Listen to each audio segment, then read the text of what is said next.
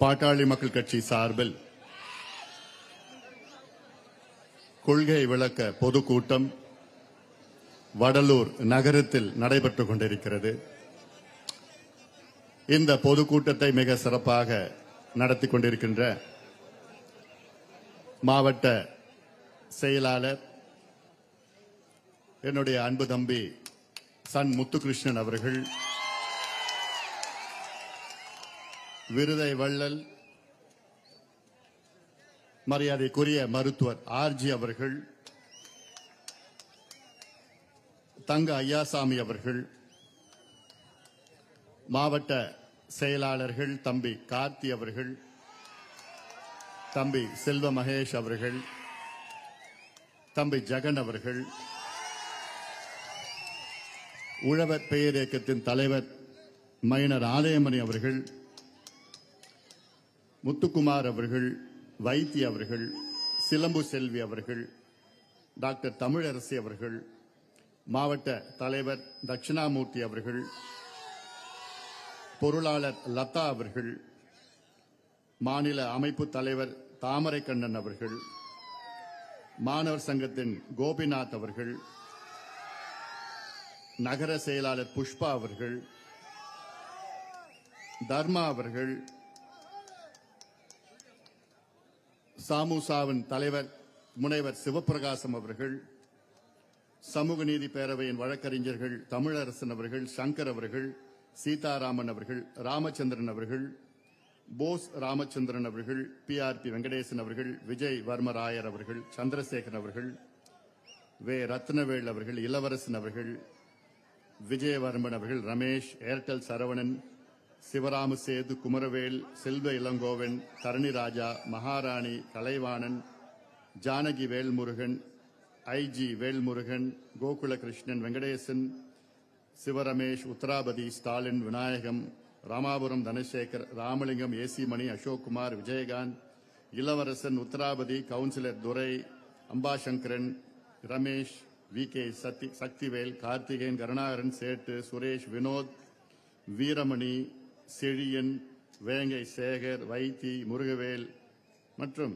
வடக்கு மாவட்ட அனைத்து ஒன்றிய நகர செயலாளர்கள் ராஜேந்திரன், கமலராஜன், கடலூர் தொகுதியின் ஒன்றிய நகர செயலாளர்கள் தயால், கோபால், வினோத்குமார், விஜய், பிரபாகரன், ஆனந்த், வீரமணி, ஒன்றிய நகர தலைவர்கள் புண்ணியமூர்த்தி, இளங்கோவன், விஸ்வநாதன், லோகநாதன், முருகன், மணிபாரதி, பிரபு, ரமேஷ், குறிஞ்சிப்பாடி தொகுதியின் ஒன்றிய நகர செயலாளர்கள் புஷ்பா, நடராஜன், சோழன், சுதாகர், சகாதேவன், செந்தில் முருகன், ஆனந்தராஜ், பிரேம்குமார், பாலமுருகன், ஐயப்பன் மற்றும் ஒன்றிய தலைவர்கள் செந்தில்குமார், கோவிந்தராஜ், சங்கர், பாண்டுரங்கன், ராஜகுரு, முருகன், ராஜவேல், ராஜேஷேகர், தினேஷ், ரகுபதி, வடலூர் நகர நிர்வாகிகள் டிங்கர் செந்தில்குமார், மகாலட்சுமி வெங்கடேசன், குமரகுரு, சத்ரியன், ரவிச்சந்திரன், செந்தில்வேல், ராஜ்குமார், ராம்குமார், மாயவேல், ஆட்டோ பாலமுருகன், ராமமுத்துக்குமார், தாண்டவராயன், ஆதி செந்தில், சூரியமூர்த்தி, சிவராமன், செந்தில் முருகன், வினோத், பழனிவேல், பாலமுருகன், கலைச்செல்வன், கார்த்தி, சுந்தரராஜன், சரவணன், பழனி, வினோத், சங்கர்ராமன், பிருத்திவிராஜ், சுரேஷ், இளைஞர் சங்கத்தின் சுரேஷ் மற்றும் வடக்கு, தெற்கு, மேற்கு மாவட்டத்தை சார்ந்த மாநில, மாவட்ட, நகர, ஒன்றிய, பேரூர் நிர்வாகிகள், வடலூர் காசி அவர்கள் உள்ளிட்ட திருஞானம் அவர்கள் உள்ளிட்ட மேடையில் இருக்கின்ற அனைத்து நிர்வாகிகளுக்கும் என்னுடைய பணிவான வணக்கங்கள். இங்கே வருகை தந்திருக்கின்ற என்னுடைய தம்பிகள், என்னுடைய தங்கைகள், என்னுடைய சகோதரிகள், அண்ணன்மார்கள், தாய்மார்கள், ஊடக நண்பர்கள், காவல்துறை நண்பர்கள், என் உயிரினும் மேலான அன்பு பாட்டாளி சொந்தங்களே, உங்கள் அனைவருக்கும் இந்த அன்புமணி ராமதாசின் பணிவான வணக்கங்கள். உங்களை இன்று சந்திப்பதில் எனக்கு மிக்க மகிழ்ச்சி. வள்ளலார் திருக்கோவில் மற்றும் ஞான ஒளி சபைக்கு சென்று இங்கே வருகை தந்திருக்கின்றேன். அதனால் இன்றைக்கு யாரையும் நான் திட்ட போவது கிடையாது. பணிவோடு பதமா நான் பேச போறேன். நான் யாராவது திட்டினா ஞாபகப்படுத்தி, ஒரு 6 மாதத்திற்கு முன்பு இதே இடத்திலே ஒரு பொதுக்கூட்டம் நடைபெற வேண்டும் என எங்களுடைய விருப்பம். அதற்கு விண்ணப்பம் கொடுத்தோம். அதற்கு தமிழக அரசு இங்கே பொதுக்கூட்டம் நடத்தக்கூடாது, நடத்தினால் இந்த மாவட்டத்தில் சட்டம் ஒழுங்கு கெடும், கலவரம் வரும் என்றெல்லாம் நீதிமன்றத்திலே வாதத்தை வைத்தார்கள்.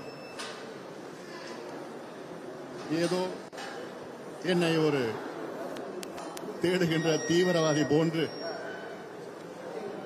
எனக்கு ஒரு தோற்றம் கொடுத்தார்கள்.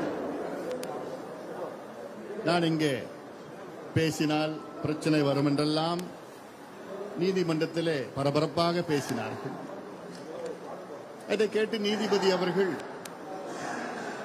கடலூர் மாவட்டத்திலே பொதுக்கூட்டம் வேண்டாம், வேண்டுமென்றால் நீங்கள் விழுப்புரம் மாவட்டத்தில் நடத்திக் கொள்ளுங்கள். அப்படி கடலூர் மாவட்டத்திலே பொதுக்கூட்டம் நடைபெற வேண்டுமென்றால் என்எல்சி பற்றி நீங்கள் பேச தேவையில்லை. நீதிபதி தீர்ப்பு கொடுத்தார். இந்தியா என்பது ஜனநாயக நாடு. ஒவ்வொரு கட்சிக்கும் ஒரு கொள்கை இருக்கிறது. அந்த கொள்கையை விளக்கி மக்களுக்கு விழிப்புணர்வு ஏற்படுத்துவது ஜனநாயகத்தின் கடமை. அது ஆனாலும் அன்று நீதிபதி சொன்ன வார்த்தைகளை மதிப்பு கொடுத்து அன்றைக்கு அந்த பொதுக்கூட்டத்தை தவிர்த்தோம். அதன் பிறகு ஒவ்வொரு மாதமாக இங்கே வரையை தந்து உங்களை சந்தித்துதான் வருகின்றேன். இன்றைய சந்திப்பு இந்த மாவட்டத்தினுடைய வளர்ச்சி, அது மட்டுமல்ல, சமீபத்தில் வள்ளலார் அவருடைய வாழ்ந்த இடத்தில் பெருவெளியில் தமிழக அரசு வள்ளலார் சர்வதேச மையம் சார்பாக ஒரு அடிக்கல் முதலமைச்சர் அவர்கள் நாட்டினார்கள். அதற்கு முன்பாக கடந்த மாதம் இங்கே வருகை தந்த பொழுது ஊடக நண்பர்கள் மூலமாக முதலமைச்சர் அவர்களுக்கு கோரிக்கை வைத்தேன். அன்று நான் சொன்னேன், தயவு செய்து தமிழக அரசு வள்ளலார் வாழ்ந்த அந்த இடத்திலே எந்த கட்டுமானங்களும் கட்ட வேண்டாம். வள்ளலார் பெயரிலே ஒரு சர்வதேச மையம் என்பது அதை வரவேற்கின்றோம். இந்த மையத்தை வடலூர் அருகில் உள்ள எவ்வளவு இடம் இருக்கிறது, அந்த இடத்திலே பிரம்மாண்டமாக நீங்கள் கட்டிக்கொள்ளுங்கள். எங்களுடைய மருத்துவர் ஐயாவும் ஒரு அறிக்கை அன்று வெளியிட்டார். அந்த அறிக்கையிலே தெளிவாக வெளியிட்டார் ஐயா அவர்கள். வள்ளலார் பெருவெளி அந்த இடத்தை 157 ஆண்டுகளுக்கு முன்பு இந்த ஊர் மக்கள் அவர்களுக்கு கொடையாக கொடுத்தார்கள். அன்றிலிருந்து இன்று வரை அந்த இடம் பாதுகாக்கப்பட்டிருக்கிறது. அந்த இடத்தில் திடீரென்று அந்த பொதுவெளியில் பெருவெளியிலே அங்கே நாங்கள் மையம் அமைப்போம், அங்கே பிரம்மாண்டமாக வளாகத்தை நாங்கள் உருவாக்குவோம் என்றெல்லாம் சொல்வது அதை ஏற்றுக்கொள்ள முடியாது. அதற்கு காரணம் வள்ளலார் அவருடைய விருப்பம். அது அவர் சொன்ன வார்த்தைகள், அவர் எழுதி வைத்தது. அந்த பெருவெளி மக்கள் கூடுகின்ற அந்த இடம், அதில் எதுவும் கட்டுமானங்களோ விவசாயமோ செய்ய வேண்டாம் என்று வள்ளலார் சொன்ன வார்த்தைகள். அது சரி, அது ஒரு பக்கம் வள்ளலார் இருக்கின்றார். நான் கேட்கிறேன், தமிழக அரசுக்கும் வள்ளலாருக்கும் என்ன சம்பந்தம் இருக்கு?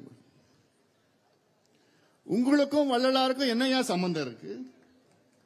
முதலமைச்சர் அவர்களுக்கும் வள்ளலாருக்கும் என்ன சம்பந்தம் இருக்கு? எம்ஆர்கே பன்னீர்செல்வம் அவர்களுக்கும் வள்ளலாருக்கும் என்ன சம்பந்தம் இருக்கு? உங்கள் கட்சி கொள்கைக்கும் வள்ளலாருக்கும் என்ன சம்பந்தம் இருக்கு? எதுக்கு திடீரென்று வள்ளலார் மீது உங்களுக்கு அவ்வளவு பாசம்? என்ன காரணம்?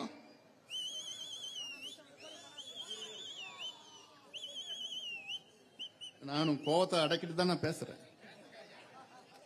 அதான் இன்னைக்கு வள்ளலார் இடத்துக்கு போயிட்டு வந்தேன். உங்க கட்சிக்கும் வள்ளலாருடைய கொள்கைக்கும் ஏதாவது ஒரு சம்பந்தம் இருக்காயா? உங்க கட்சி ஆட்சி சாராயம் விற்கிறீங்க, நீங்க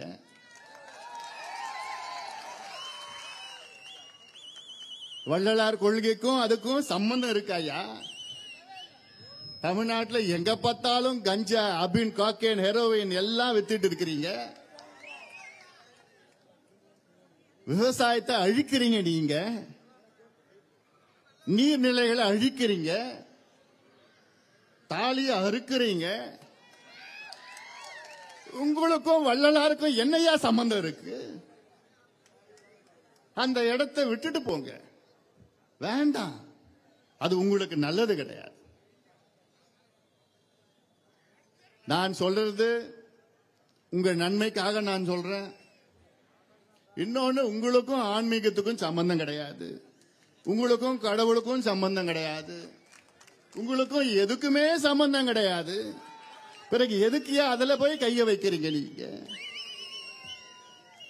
என்எல்சில கைய வச்சீங்க, சிப்காட்ல கைய வச்சீங்க, சைமான்னு ஒண்ணு கொண்டு வரீங்க, அதுலயும் கை வைக்கிறீங்க. செய்யாறுல அங்க மேல்மா சிப்காட்ல அங்க கைய வைக்கிறீங்க, கும்முடி பூண்டியில அங்க கை வச்சீங்க, இடத்த கை வைக்கிறீங்க, எல்லாம் செய்றீங்க. ஆனா தயவு செய்து வள்ளலார் வாழ்ந்த அந்த மண்ணில் எதுவும் பண்ணாதீங்க. இங்க இருக்கிற மக்களுடைய 100 விழுக்காடு மக்களுடைய எண்ணம், அதுல எந்த கட்டுமானமும் வரக்கூடாது, இருக்கக்கூடாது. வள்ளலார் அவர்கள் விரும்பிய அந்த நிலைதான் தொடர வேண்டும். காரணம், இங்கே இருக்கின்ற அந்த பெருவெள்ளி அந்த மண்ணிலே கடந்த மாதம் தைப்பூசம் அன்று கிட்டத்தட்ட 15 லட்சம் மக்கள் அங்கே கூடினார்கள்.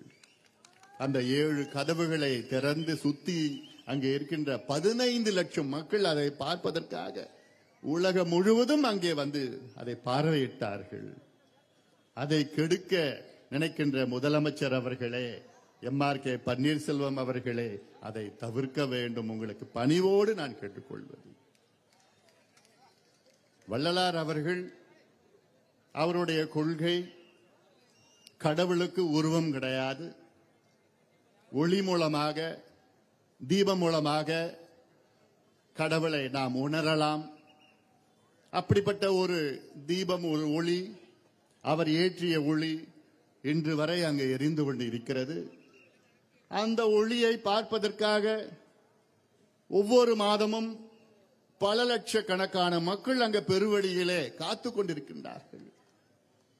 அந்த இடத்தை, அங்கே இருக்கின்ற 70 ஏக்கர் நிலத்தை கையகப்படுத்தி அங்கே வணிக வளாகம், சர்வதேச வளாகம், அது போன்ற ஒரு கட்டுமானத்தை உருவாக்க வேண்டும் என்ற எண்ணமெல்லாம் அதை நிறுத்தி விடுங்கள். முதலமைச்சர் அவர்களே, வேண்டாம், உங்களுக்கு வேண்டாம். நீங்க நல்லா இருக்கணும், உங்க குடும்பம் நல்லா இருக்கணும், MRK நல்லா இருக்கணும், அவர் குடும்பம் நல்லா இருக்கணும். அதான் என்னுடைய விருப்பம். ஏன்னா நான் வள்ளலார் மண்ணை தொட்டுட்டு வந்தேன். அதுல கை வைக்காதீங்க. இது நான் உணர்வுபூர்வமா நான் உங்களுக்கு நான் சொல்றேன். நான் வேண்டாம். இங்க இருக்கிற 100 விழுக்காடு மக்கள் இங்க மட்டும் கிடையாது, இங்க வடலூர்ல மட்டும் கிடையாது, இந்த மாவட்டத்தில் மட்டும் கிடையாது, தமிழ்நாட்டில் மட்டும் கிடையாது, உலகில் வாழ்கின்ற அத்துணை வள்ளலார் பக்தர்கள் இது விருப்பம் கிடையாது. கைய வைக்காதீங்க, வேண்டாம். அதனால இதோட நிறுத்திடுங்க. அடிக்கல் நாட்டிட்டீங்க, அதுவும் எங்க ஐயா அறிக்கை விட்ட பிறகு அடிக்கல் நாட்டிட்டீங்க. ஐயா சாதாரணமா ஒண்ணு சொல்ல மாட்டார். ஐயா உணர்ந்துதான் அது உங்களுக்கு அறிவுரையாக சொல்லியிருக்கின்றார். வேண்டாம், கைய வைக்காதீங்க. நீங்க எங்கேயாவது கட்டிட்டு போங்க. சர்வதேச மையம் வேணும், அதை நாங்கள் வரவேற்கின்றோம். இல்ல இங்க கடலூர் ரோட்ல கட்டுங்க, சேத்தியாத்தோப்பு சாலையில கட்டுங்க, பண்ருட்டி சாலையில கட்டுங்க, விருதாச்சலம் சாலையில கட்டுங்க. அந்த படுபாவி NLC காரன் எவ்வளவு நிலம் வச்சிருக்கிறான், அந்த நிலத்துல கட்டிட்டு போங்க. நம்ம நிலத்தை ஆக்கிரமிப்பு பண்ண அவனுங்க எவ்வளோ வச்சிருக்கிறான். ஏன் சென்னையில கட்டுங்களேன். நீங்க சென்னையில கட்டினீங்கன்னா உண்மையான வள்ளலாருடைய பேர் இன்னும் உலகம் முழுவதும் புகழ் அது பரவும்.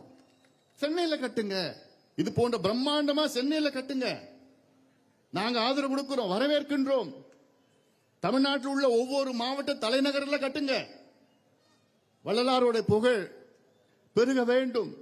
அவருடைய கொள்கை நிச்சயமாக நாம் எல்லாம் கடைபிடிக்க வேண்டும். ஆனா அதெல்லாம் விட்டுட்டு நாங்க பிடிவாதமா இங்கதான் கட்டுவோம் என்று சொல்வதெல்லாம் ஏற்றுக்கொள்ள முடியாது.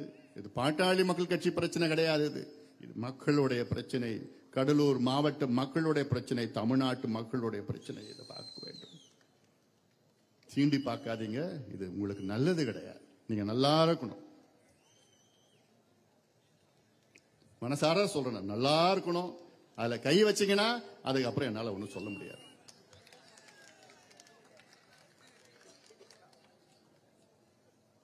அதுல ஒரு சில வதந்திகள்,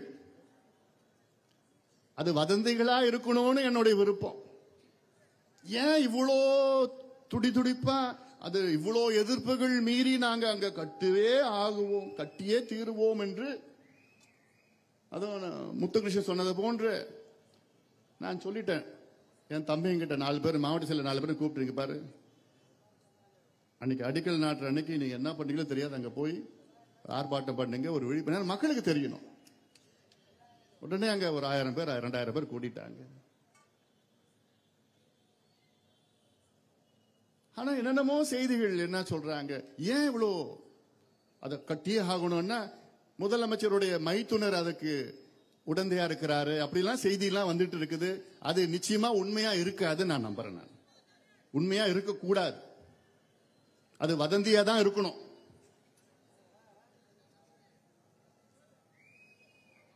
வதந்தியா தான் இருக்கும், அப்படிதானே? அமைதியா இருக்கிறார்.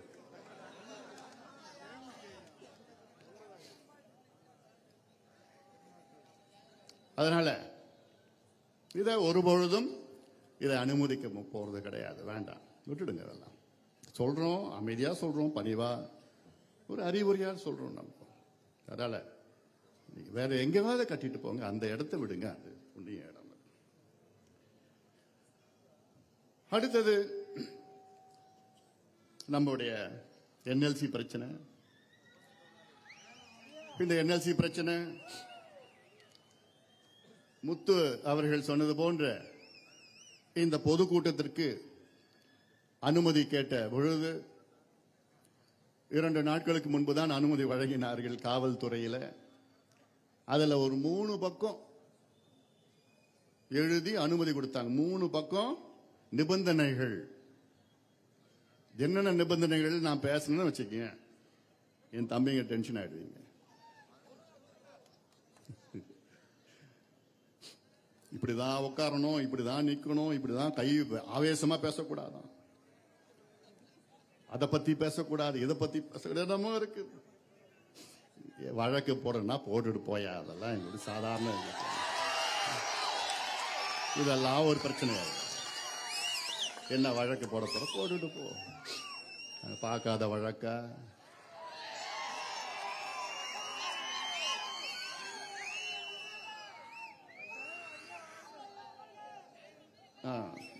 கண்ட்ரோல் கண்ட்ரோல் எனக்கே நான் சொல்லிக்கிறேன். அந்த என்எல்சின்னு சொன்னாலே எனக்கு அப்படியே ஜுர்ன்னு ஏறுது, எனக்கு பிபி உள்ள அப்படியே குர்ன்னு ஏறுது. இது நான் பாட்டாளி மக்கள் கட்சி இந்த என்எல்சி பிரச்சனையில் கட்சி தொடங்குவதற்கு முன்பாகவே இருந்து இதற்காக போராட்டம் செய்து வருகின்றோம். வன்னியர் சங்க காலத்திலிருந்து 40 ஆண்டு காலமாக மண்ணை இழந்த மக்களுக்கு இழப்பீடு கொடுக்க வேண்டும், நிலம் கொடுத்தவர்களுக்கு வேலைவாய்ப்பு வழங்க வேண்டும் என்ற கோரிக்கையை வலியுறுத்தி எத்தனையோ போராட்டங்கள், ஆர்ப்பாட்டங்கள். மற்ற அந்த நேரத்தில் சில கட்சிகள் தோன்றவில்லை, சில கட்சிகள் இருந்தும் வாய் திறக்கவில்லை. ஆனாலும் அன்றிலிருந்து இன்று வரை தொடர்ந்து போராடி வந்திருக்கின்றோம். ஏதோ ஒரு சிலர் ஏதோ இவர்கள் தேர்தலுக்காக, அரசியலுக்காக, ஓட்டுக்காக, வாக்குகளுக்காக எல்லாம் இதை செய்கின்றார் என்றெல்லாம் சொல்வது நிச்சயமா நீங்க ஏத்துக்க போறது கிடையாது, மக்களும் ஏத்துக்க போறது கிடையாது. காரணம், என்எல்சி தொடங்குவதற்கு முன்பாக, அதாவது அந்த காலத்தில் தமிழ்நாட்டுக்கு மின்சாரம் தேவைப்பட்டது. மின் தேவைகள் அன்று இருந்தது. 66 ஆண்டுகளுக்கு முன்பாக என்எல்சி துவங்கப்பட்ட காலத்திலே நமக்கு தேவைகள் இருந்தது. கடந்த 20 ஆண்டுகளுக்கு முன்பு வரை என்எல்சியுடைய தேவைகள் நமக்கு தேவைப்பட்டது. இன்று என்எல்சியுடைய தேவைகள் அது பூர்த்தி செய்து ஆகிவிட்டது. தேவையில்லை. Tamil Nadu is self sufficient in energy production. அது மட்டுமில்ல, என்எல்சி நிர்வாகம் 66 ஆண்டு காலமாக கிட்டத்தட்ட 40,000 ஏக்கர் விளை நிலங்களை அழித்து அதை பாலைவனமாக மாற்றியிருக்கின்றார்கள். பாலைவனம்னா உண்மையான பாலைவனம் இங்கதான் இருக்குது. உங்களுக்கெல்லாம் நீங்க பார்த்திருப்பீங்க, ஒரு புல்லு பூண்டு கூட அங்க வளரல. அந்த நிலம் எப்படி இருந்த நிலம்? முப்போகம் விளைந்த நிலம். நம்ம பாட்டம் பூட்டம் எல்லாமே அந்த நிலத்துல தான் விவசாயம் பண்ணாங்க. அந்த நிலத்துல நம்ம சாப்பிட்டோம், வாழ்ந்தோம். ஆனா திடீரென்று அவர்கள் வந்து அப்புறப்படுத்தி 25,000 குடும்பங்களை இரவோடு இரவாக மாற்றி அமைத்தார்கள். நினைச்சு பாருங்க. இப்போ என்னுடைய அடையாளம், 2 அடையாளம் எனக்கு முக்கியமா இருக்கு. ஒன்று வந்து என்னுடைய தாய்மொழி தமிழ். அடுத்த ஒரு முக்கியமான பல அடையாளங்கள்லாம் இருக்கு. அதுல முக்கியமான அடையாளம் இன்னும் சொன்னா என்னுடைய சொந்த ஊரு. எல்லாத்துக்கும் சொந்த ஊருன்னு ஒண்ணு இருக்கு. போது கீழ்ச்சிவரி எனக்கு சொந்த ஊரு. அங்கதான் என் பாட்டம் பூட்டம் எல்லாம் அங்க வாழ்ந்தது. எங்க அப்பா அங்க பிறந்தது, எங்க அப்பா அங்க படிச்சது. நான் அங்க அடிக்கடி நான் போய் பார்ப்பேன். சமாதி எல்லாம் அங்க இருக்கு, தாத்தாவது எல்லாமே அங்கதான் இருக்குது. இன்னைக்கு திடீரென்று அந்த ஊரை காலி பண்ணிடு, கிளம்பு அப்படின்னு சொன்ன எவ்வளவு கோபம் வரும். உங்களுடைய அடையாளத்தை அழிப்பதற்கு யாராவது வந்தீர்கள் என்றால் அது நிச்சயமாக அது தவறு. அதே போலதான் இங்கே கிளம்புங்க. விஜயமான் நகரத்தில் அங்க நாங்க ஒதுக்கி உங்களுக்கு இடம் கொடுத்திருக்கிறோன்னு ராவோடு ராவாக அங்கே அனுப்பி வைத்தார். குழந்தை கையெல்லாம் குழந்தைகள். நம்முடைய தனவேல் அவர்கள் ஐஏஎஸ், ஓய்வு பெற்ற ஐஏஎஸ், அவங்க குடும்பத்தை சேர்த்து எல்லாமே அங்க அப்புறப்படுத்திட்டாங்க. இப்படி ஒரு நிலை யாருக்கும் வரக்கூடாது. என்எல்சி உடைய தேவைகள் இருந்தா பரவாயில்ல. ஆனால் இன்னைக்கு தமிழ்நாட்டிலுடைய மின் தேவைகள் 17,000 மெகாவாட். தமிழ்நாடுடைய மின் உற்பத்தி 36,000 மெகாவாட், 2 மடங்கு அதிகமா இருக்கு. இது தனியார் அரசு சேர்ந்து நான் சொல்றது. நான் அதுல என்எல்சி உடைய இங்க நெய்வேலி உள்ள என்எல்சி உடைய உற்பத்தி கிட்டத்தட்ட 2,400 மெகாவாட். இந்த 2,400 மெகாவாட்ல தெலுங்கானா கொஞ்சம் கொடுக்கறான், ஆந்திராவுக்கு கொடுக்கறான், கர்நாடகா கொடுக்கறான், பாண்டிச்சேரி கொடுக்கறான், கேரளா கொடுத்துட்டு நமக்கு சொற்ப கரண்ட் கொஞ்சம் கொடுக்கறாங்க. இந்த சொற்ப கரண்ட்டுக்காக நம்ம 40,000 ஏக்கர் நம்ம இழந்துட்டோம். அவனுக்கு இன்னும் 50,000 ஏக்கர் விளைநிலங்கள் வேண்டும் என்று கோரிக்கை அரசிடம் வைத்திருக்கின்றார்கள். அரசும் அது என்ன காரணம் எனக்கு ஒன்றும் புரியல. அமைச்சரை கேட்டா எனக்கு வந்து எங்க தலைமை எங்களுக்கு வற்புறுத்தது. ஏன் அது எடுத்து சொல்லுறது? இங்க நிலைப்பாட்டை சொல்ல வேண்டும். அப்படி ஒரு காரணத்தை சொல்கிறார்கள். அதனால இது ஏன்னா இதுக்கு அப்புறம் என்னன்னா உங்களுக்கு தெரியும், கடந்த 2 ஆண்டு காலமாக ஒவ்வொரு ஊராக வந்தோம். ஒரு முதலில் விழிப்புணர்வு பிரச்சாரத்தை மேற்கொண்டோம். அதன் பிறகு 2 நாள் நடைபயணத்தை மேற்கொண்டேன். அதன் பிறகு 1 நாள் முழுவதும் கடையெடுப்பு போராட்டத்தை நடத்தினோம். எல்லாமே ஆதரவு கொடுத்தாங்க. அதன் பிறகு 1 நாள் பூட்டு போடுற போராட்டம், அடையாள பூட்டு போடுற போராட்டத்தை நடத்தணும். அதுக்கப்புறம் கருத்து கேட்கிற கூட்டம் நடத்தணும். அதுக்கப்புறம் 100 விவசாய சங்கங்களை அழைத்து அதற்கு பேசணும். எல்லாம் பேசியும் அதன் பிறகு திடீர்னு நம்முடைய தலைமை செயலகத்தில் ஒரு கூட்டம் நடந்தது, அமைச்சர்கள் கூட்டம். அழையா விருந்தாளியாக அங்க நான் போய் உட்கார்ந்துக்கிட்டு நான் பேசி சண்டை போட்டேன். நான் எதுக்கு சண்டை போட்டேன்? இந்த மண்ணையும் மக்களையும் காப்பாற்ற வேண்டும் என்று. இது நம்முடைய கடமை. இது என்னுடைய கடமையா நான் பார்க்கிறேன். நான் தமிழ்நாட்டில் உள்ள எத்தனை கட்சிகள், எவ்வளோ கட்சிகள் இருக்கிறது.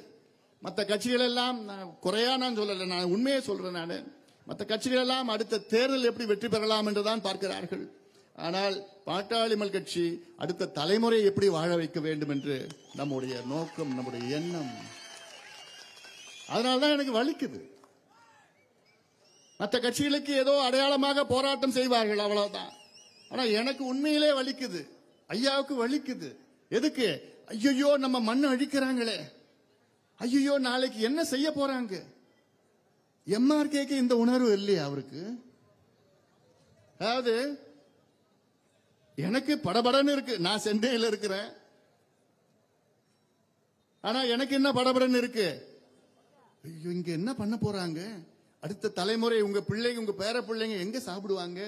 விவசாயம் எப்படி நடக்கும்? இங்க எங்க தண்ணி குடிப்பாங்க? அந்த எண்ணம், அந்த ஆதங்கம் எனக்கு இருக்கு. அது படபடன்னு எனக்கு இருக்கு. ஏன்னா உலகம் முழுவதும் நான் போயிருக்கிறேன். நான் இன்னைக்கு பேசுவது காலநிலை மாற்றம், பருவநிலை மாற்றம், குளோபல் வார்மிங், கிளைமேட் சேஞ்ச். இதெல்லாம் உலகம் முழுவதும் இயற்கை சீற்றங்கள் மிகப்பெரிய அளவில் நடந்து கொண்டிருக்கிறது. சென்னையில் பெரு வெள்ளம் நம்ம பார்த்தோம். திடீர்னு மழை பெஞ்சது. கிட்டத்தட்ட தூத்துக்குடி மாவட்டத்தில் ஒரு நாள்ல 95 சென்டிமீட்டர் மழை பெஞ்சது. ஒரு நாள்ல. தமிழ்நாட்டினுடைய ஓராண்டு மழை, சராசரி மழை 95 சென்டிமீட்டர், 950 மில்லிமீட்டர். அந்த 950 மில்லிமீட்டர் ஒரு நாள்ல பெஞ்சது அங்க. இப்படி எல்லாம் இங்க கூட நடக்கும். நாளைக்கு வறட்சி வரும். இந்த வருஷம் பார்க்க போறீங்க, குடிக்கிறது தண்ணி இல்லாம போகுது இப்போ. ஏன்னா இப்ப இந்த உண்மையை பார்க்க போறேன். ஏன்னா இன்னைக்கு இந்த ஆண்டு கடுமையான ஆண்டா இருக்க போகுது. அது இங்க நம்ம நிலத்தை அழிச்சுக்கிட்டு எல்லாம் பண்ணிட்டு இருக்கோம். 3வது சுரங்கத்தை NLC அறிவிச்சாங்க. அதனால என்னால தாங்க முடியாது. அதனால வந்துட்டேன் நான். 3வது சுரங்கம் என்று யாராவது வாயை திறந்தீங்கன்னா அப்புறம் நான் சும்மா இருக்க மாட்டேன். நான் இதை டீசெண்டா நான் பேசுறேன். டீசெண்டா பேசுறேன். நீ எத்தனை வஜ்ரா கூட்டிட்டு வா, யார் வேணா கூட்டிட்டு வா, ராணுவத்தை கூட்டிட்டு வா, எல்லாத்தையும் நாங்க பார்ப்போம். எல்லாத்தையும் நாங்க பார்ப்போம்.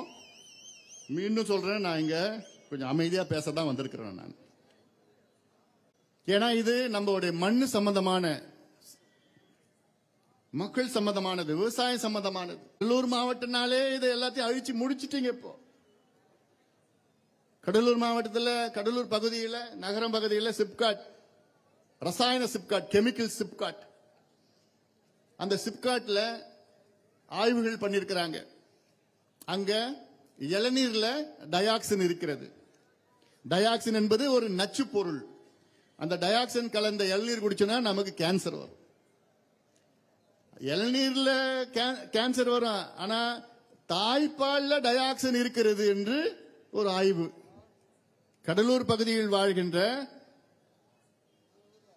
பெண்கள் தாய்ப்பால்ல டெஸ்ட் பண்ணி பார்த்திருக்காங்க. அதுல டயாக்சின் இருக்குதுன்னா அது எவ்வளவு மோசமான ஒரு சூழல் இங்க இருக்கிறது. இதை பத்தி யாராவது கவலை இருக்கிறதா, அக்கறை இருக்கிறதா? மாத்தி மாத்தி ஆட்சிக்கு வந்து கொண்டிருக்கின்றார்கள். இதை பத்தி யாராவது பேசுறாங்களா? அதை பத்தி தெரிஞ்சு அதை கண்டுக்காம இருக்கிறாங்க. அது ஒரு பக்கம் கடலூர் மாவட்டம் அழிச்சிட்டாங்க. அடுத்து நெய்வேலிக்காரன் இங்க நடுப்பக்கம் எல்லாத்தையும் அழிச்சிட்டு இருக்கிறான். அதன் பிறகு இங்க சைமான சாய கழிவு பட்டறை. எங்கிருந்து சாய கழிவு வருது? ஈரோடு, திருப்பூர், ஈரோடு இருக்கிற சாய கழிவுகளா பைப் மூலமா இங்க கொண்டு வந்து அங்க வந்து அதை சுத்திகரிக்கிறாங்களாம். ஏன் நீ அங்கேயே சுத்திகரிக்க வேண்டியது தானே? ஏன் மண்ணில் எடுத்து வந்து ஏன் உங்களுக்கு சுத்திகரிக்கணும்? ஏன்னா நாங்களா இழிச்சவா, எனக்கு எது கேட்டாலும் அமைதியா கேட்டுப்போம். அப்படிதானே? இல்ல, என் தம்பிங்க அப்படிப்பட்டவங்க இல்ல. என் தம்பிங்க ரொம்ப நல்லவங்க.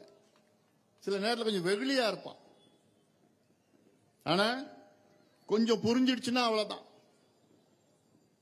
அதனால இதை நீங்கள் தெரிந்து கொள்ள வேண்டும்.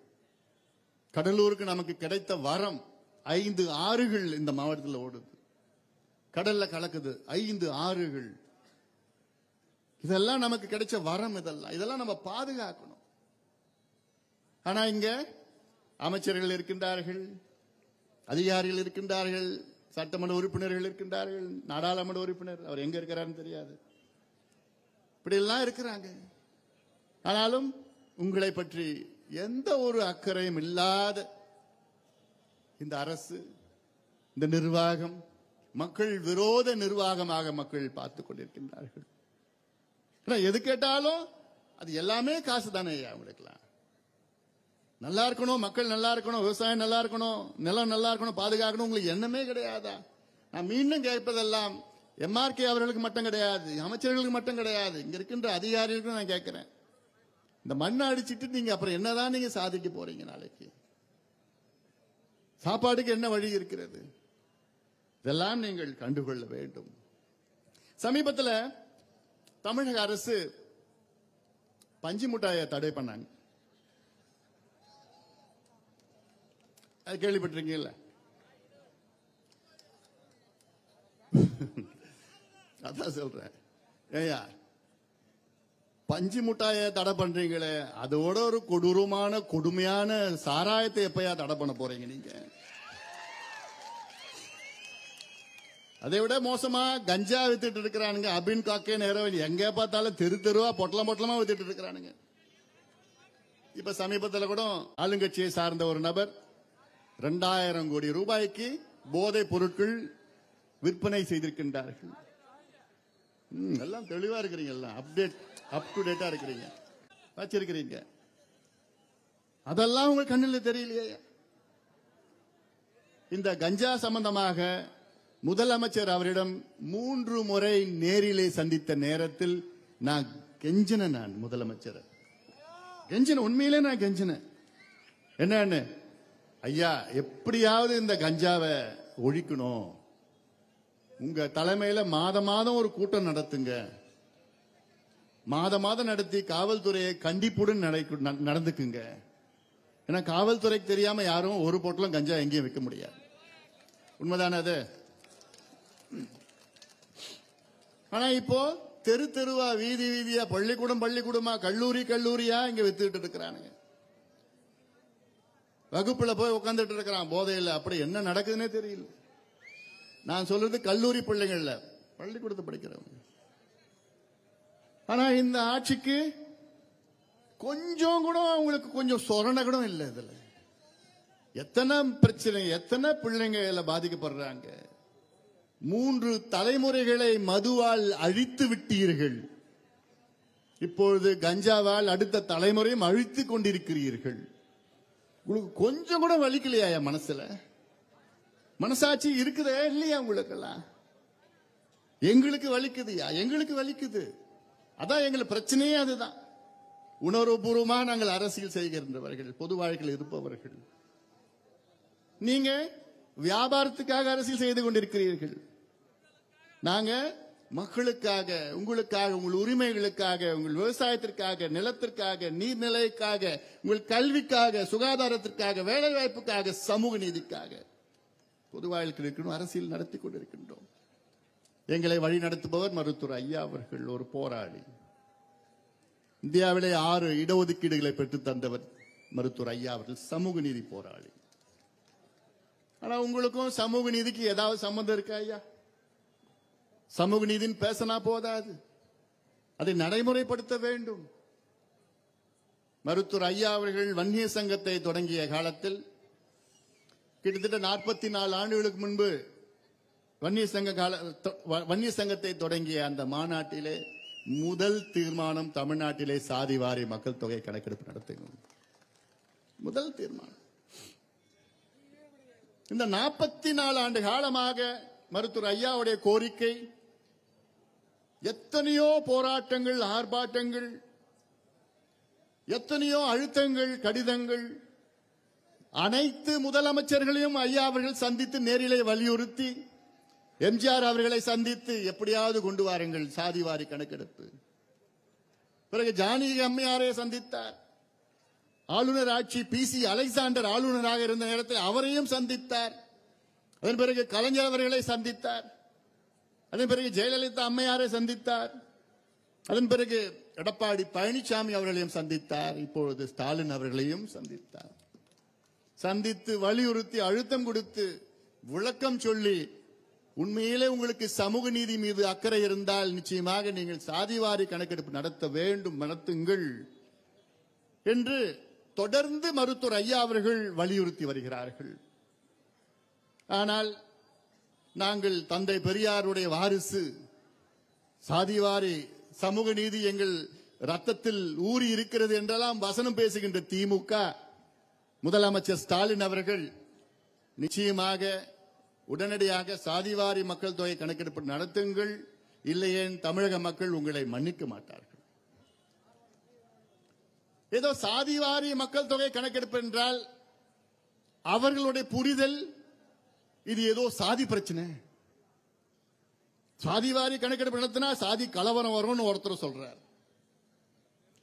இன்னொருத்தர் சொல்றார் சாதிவாரி கணக்கெடுப்பு நடத்தினா இவங்க இந்த சாதி அதிகமா சீட்டு கேட்பாங்க, இந்த சாதி அதிகமா மந்திரி கேட்பாங்க, இந்த சாதி அதிகமா எம்எல்ஏ கேட்பாங்க. அவங்களுடைய கண்ணோட்டம் அப்படிதான் இருக்கும். சாதிவாரி கணக்கெடுப்பு என்பது தமிழ்நாட்டில் மட்டுமல்ல, இந்தியாவிலேயே சாதி அடிப்படையில் தான் இடஒதுக்கீடு கொடுக்கிறார்கள். கல்வியிலும் வேலை வாய்ப்பிலும் இடஒதுக்கீடு நமக்கு எப்படி கிடைக்குது? மதம் அடிப்படையிலையா, மொழி அடிப்படையிலையா, இனம் அடிப்படையிலையா, மாநிலம் அடிப்படையிலையா? இல்ல, சாதி அடிப்படையிலே தான். காரணம், அதற்கு காரணம் 2300 ஆண்டுகளாக சாதியை வைத்துதான் நமக்கு அடக்குமுறைகள் எல்லாம் நடைபெற்றுக் கொண்டிருக்கிறது. அந்த காலத்திலிருந்து இந்த காலம் வரை இன்று வரை அடக்குமுறைகள் தான். அதனால்தான் அந்த சாதி அடிப்படையிலே தான் இடஒதுக்கீடு, கல்வி, வேலையை கொடுத்தால்தான் சமுதாயங்கள் முன்னுக்கு வரும். பின்தங்கிய, அடக்கப்பட்ட, ஒடுக்கப்பட்ட, அடிமையாக்கப்பட்ட சமுதாயங்கள் எல்லாம் அவர்களுக்கு சம வாய்ப்பு கிடைத்தால்தான் மற்ற வளர்ந்த சமுதாயத்திற்கு நிகராக வளர்ச்சி அடைய முடியும். அதற்காகத்தான் வெள்ளையர்கள் இதை எடுத்தார்கள். நினைச்சு பாருங்க, வெள்ளைக்காரங்க எடுத்தாங்க. 1881 முழுமையா எடுத்தாங்க. 1872 இருந்து எடுத்தாங்க. ஆனா 881 முழுமையா எடுத்தாங்க. 91 எடுத்தாங்க, 1901 எடுத்தாங்க, 911 எடுத்தாங்க, 21 எடுத்தாங்க, 1931 எடுத்தாங்க. 6 முறை எடுத்திருக்கிறாங்க. இன்னைக்கு நமக்கு கிடைக்கிற இடஒதுக்கீடு வெள்ளக்காரர்கள் எடுத்த 1931 எடுத்த கணக்கெடுப்பின்படித்தான் இன்றைக்கு இடஒதுக்கீடு வழங்கப்படுகிறது. கிட்டத்தட்ட 93 ஆண்டுகளுக்கு முன்பு எடுத்த கணக்கு தான் இது. பழைய கணக்கு அது. அன்று எடுக்கப்பட்ட நேரத்திலே தமிழ்நாடு என்ற மாநிலம் இல்லை. சென்னை மாகாணம், மெட்ராஸ் பிரசிடென்சி, இது ஹைதராபாத்துக்கு தெற்க, பெங்களூர் சேர்த்து, மைசூரை தவிர்த்து, கேரளாவிலே திரவாங்கூர் பகுதியை தவிர்த்து மற்ற இடமெல்லாம் சென்னை மாகாணம். அதிலே கணக்கெடுப்பு நடத்தி இந்த சமுதாயம் இவ்வளவு இருக்கிறது என்றெல்லாம் கணக்கெடுப்பு நடத்தினார்கள். இன்று வரை அந்த அடிப்படையிலே தான் நமக்கு இடஒதுக்கீடு கல்வியிலும் வேலை வாய்ப்பிலும் வழங்கப்படுகிறது. இது எவ்வளவு மோசடி இது! சரி, இவ்வளோ காலத்திற்கு பிறகு எந்த சமுதாயம் வளர்ந்திருக்கிறது, எந்த சமுதாயம் தாழ்ந்திருக்கிறது என்ற கணக்கெடுப்பு நடத்த வேண்டாமா? வேண்டுமா? நிச்சயமாக வேண்டும். அப்படி நடத்தினால்தான் உங்களுக்கு உண்மையான சமூக நீதி நிலைநாட்ட முடியும். அதற்கு மாறாக நாங்க நடத்த மாட்டோம், மத்திய அரசு தான் நடத்தணும், எங்களுக்கு அதிகாரம் இல்லை என்று முதலமைச்சர் சொல்வதெல்லாம் இது ஏமாற்று வேலை. முதலமைச்சர் சொல்வது இது ஏமாற்று வேலை. பீகாரிலே சாதிவாரி கணக்கெடுப்பு நடத்தினாங்க. அவங்களுக்கு என்ன மத்திய அரசு அதை எதிர்ப்பு தெரிவித்தார்களா? இல்ல. பீகாரிலே சாதிவாரி கணக்கெடுப்பு நடத்தி இடஒதுக்கீட்டை அதிகப்படுத்தியிருக்கின்றார்கள். 60 விழுக்காடு இடஒதுக்கீடு இன்று பீகாரில் 75 விழுக்காடாக உயர்ந்திருக்கிறது. அது மட்டுமல்ல, அவர்கள் எடுத்த சாதிவாரி கணக்கெடுப்பு, இப்போ உங்களுக்கு சாதின்னு பேர் இல்ல பிரச்சனைனா நீங்க வேற சமூக நீதி கணக்கெடுப்புன்னு அறிவிச்சிடுங்க. உங்களுக்கு சாதி தான் பிரச்சனையா? திமுகவுக்கு சாதி அந்த பேரு பிடிக்கலையா? வேற பேர்ல எடுத்துங்க, சமூக நீதி கணக்கெடுப்பு நடத்துங்க. சாதி வச்சுதான் நீங்க அரசியலே பண்றீங்க. திராவிட கட்சிகள் சாதி வச்சுதான் அரசியலே பண்றாங்க. எந்த சாதி அதிகமா இருக்கோ அந்த சாதிக்கு தான் நீங்க மாவட்ட செயலாளர் கொடுக்குறீங்க. எந்தெந்த மாவட்டத்தில் அந்த சாதி எதுக்கு அங்கதான் அவங்களுக்கு தான் எம்எல்ஏ கொடுக்குறீங்க, எம்பி கொடுக்குறீங்க. இந்த சாதிக்கு இவ்வளவு அமைச்சர்கள், அந்த சாதிக்கு அவ்வளவு அமைச்சர்கள் என்று சாதி அடிப்படையில் தான் நீங்கள் அரசியல் செய்கிறீர்கள், பிரித்து கொடுக்கிறீர்கள். அதன் பிறகு உங்களுக்கு என்ன பிரச்சனை இருக்குது? கணக்கெடுப்பு நடத்தினால்தான் உண்மை நிலவரம் தெரியும். நான் சொல்றது குறியீடுகள். குறியீடுகள் என்றால் என்ன? எந்தெந்த சமுதாயத்தில் இவர்கள் வளர்ந்திருக்கின்றார்களா, படித்திருக்கின்றார்களா, இவர்களுக்கு எத்தனை பேருக்கு குடிசையில் வாழ்ந்து கொண்டிருக்கின்றார்கள், இவர்கள் எத்தனை பேருக்கு வீட்டிலே கழிப்பறைகள் இருக்கிறது, எவ்வளவு பெரிய வீடு இருக்கிறது, இவர்கள் வீட்டிலே படித்தவர்கள் இருக்கின்றார்களா, பட்டதாரிகள் எத்தனை பேர் இருக்கின்றார்கள், அரசு வேலையில் எத்தனை பேர் இருக்கின்றார்கள், சுகாதார நிலை எப்படி இருக்கிறது, சுற்றுச்சூழல் எப்படி இருக்கிறது எல்லாம் ஒரு 20-25 குறியீடுகள் இருக்கிறது, இண்டிசஸ் இருக்கிறது. அதை கணக்கெடுப்பு நடத்துவது தான் சாதிவாரி கணக்கெடுப்பு. தலை என்றது கிடையாது. யார் யார் எத்தனை பேர் எத்தனை சாதி இருக்குது எத்தனை தலையில் இருக்கிற அது என்றது வேண்டாம். அது எங்களுக்கு தேவையே இல்லை. எங்களுடைய நிலைப்பாடு தமிழ்நாட்டில் கிட்டத்தட்ட 436 சமுதாயங்கள் சாதிகள் இருக்கிறது. அத்துணை சமுதாயங்களுடைய நிலைப்பாட்டை தெரிந்து கொள்ள வேண்டும். அதற்கேற்ப திட்டங்கள் வியூகங்கள் அமைக்கணும்.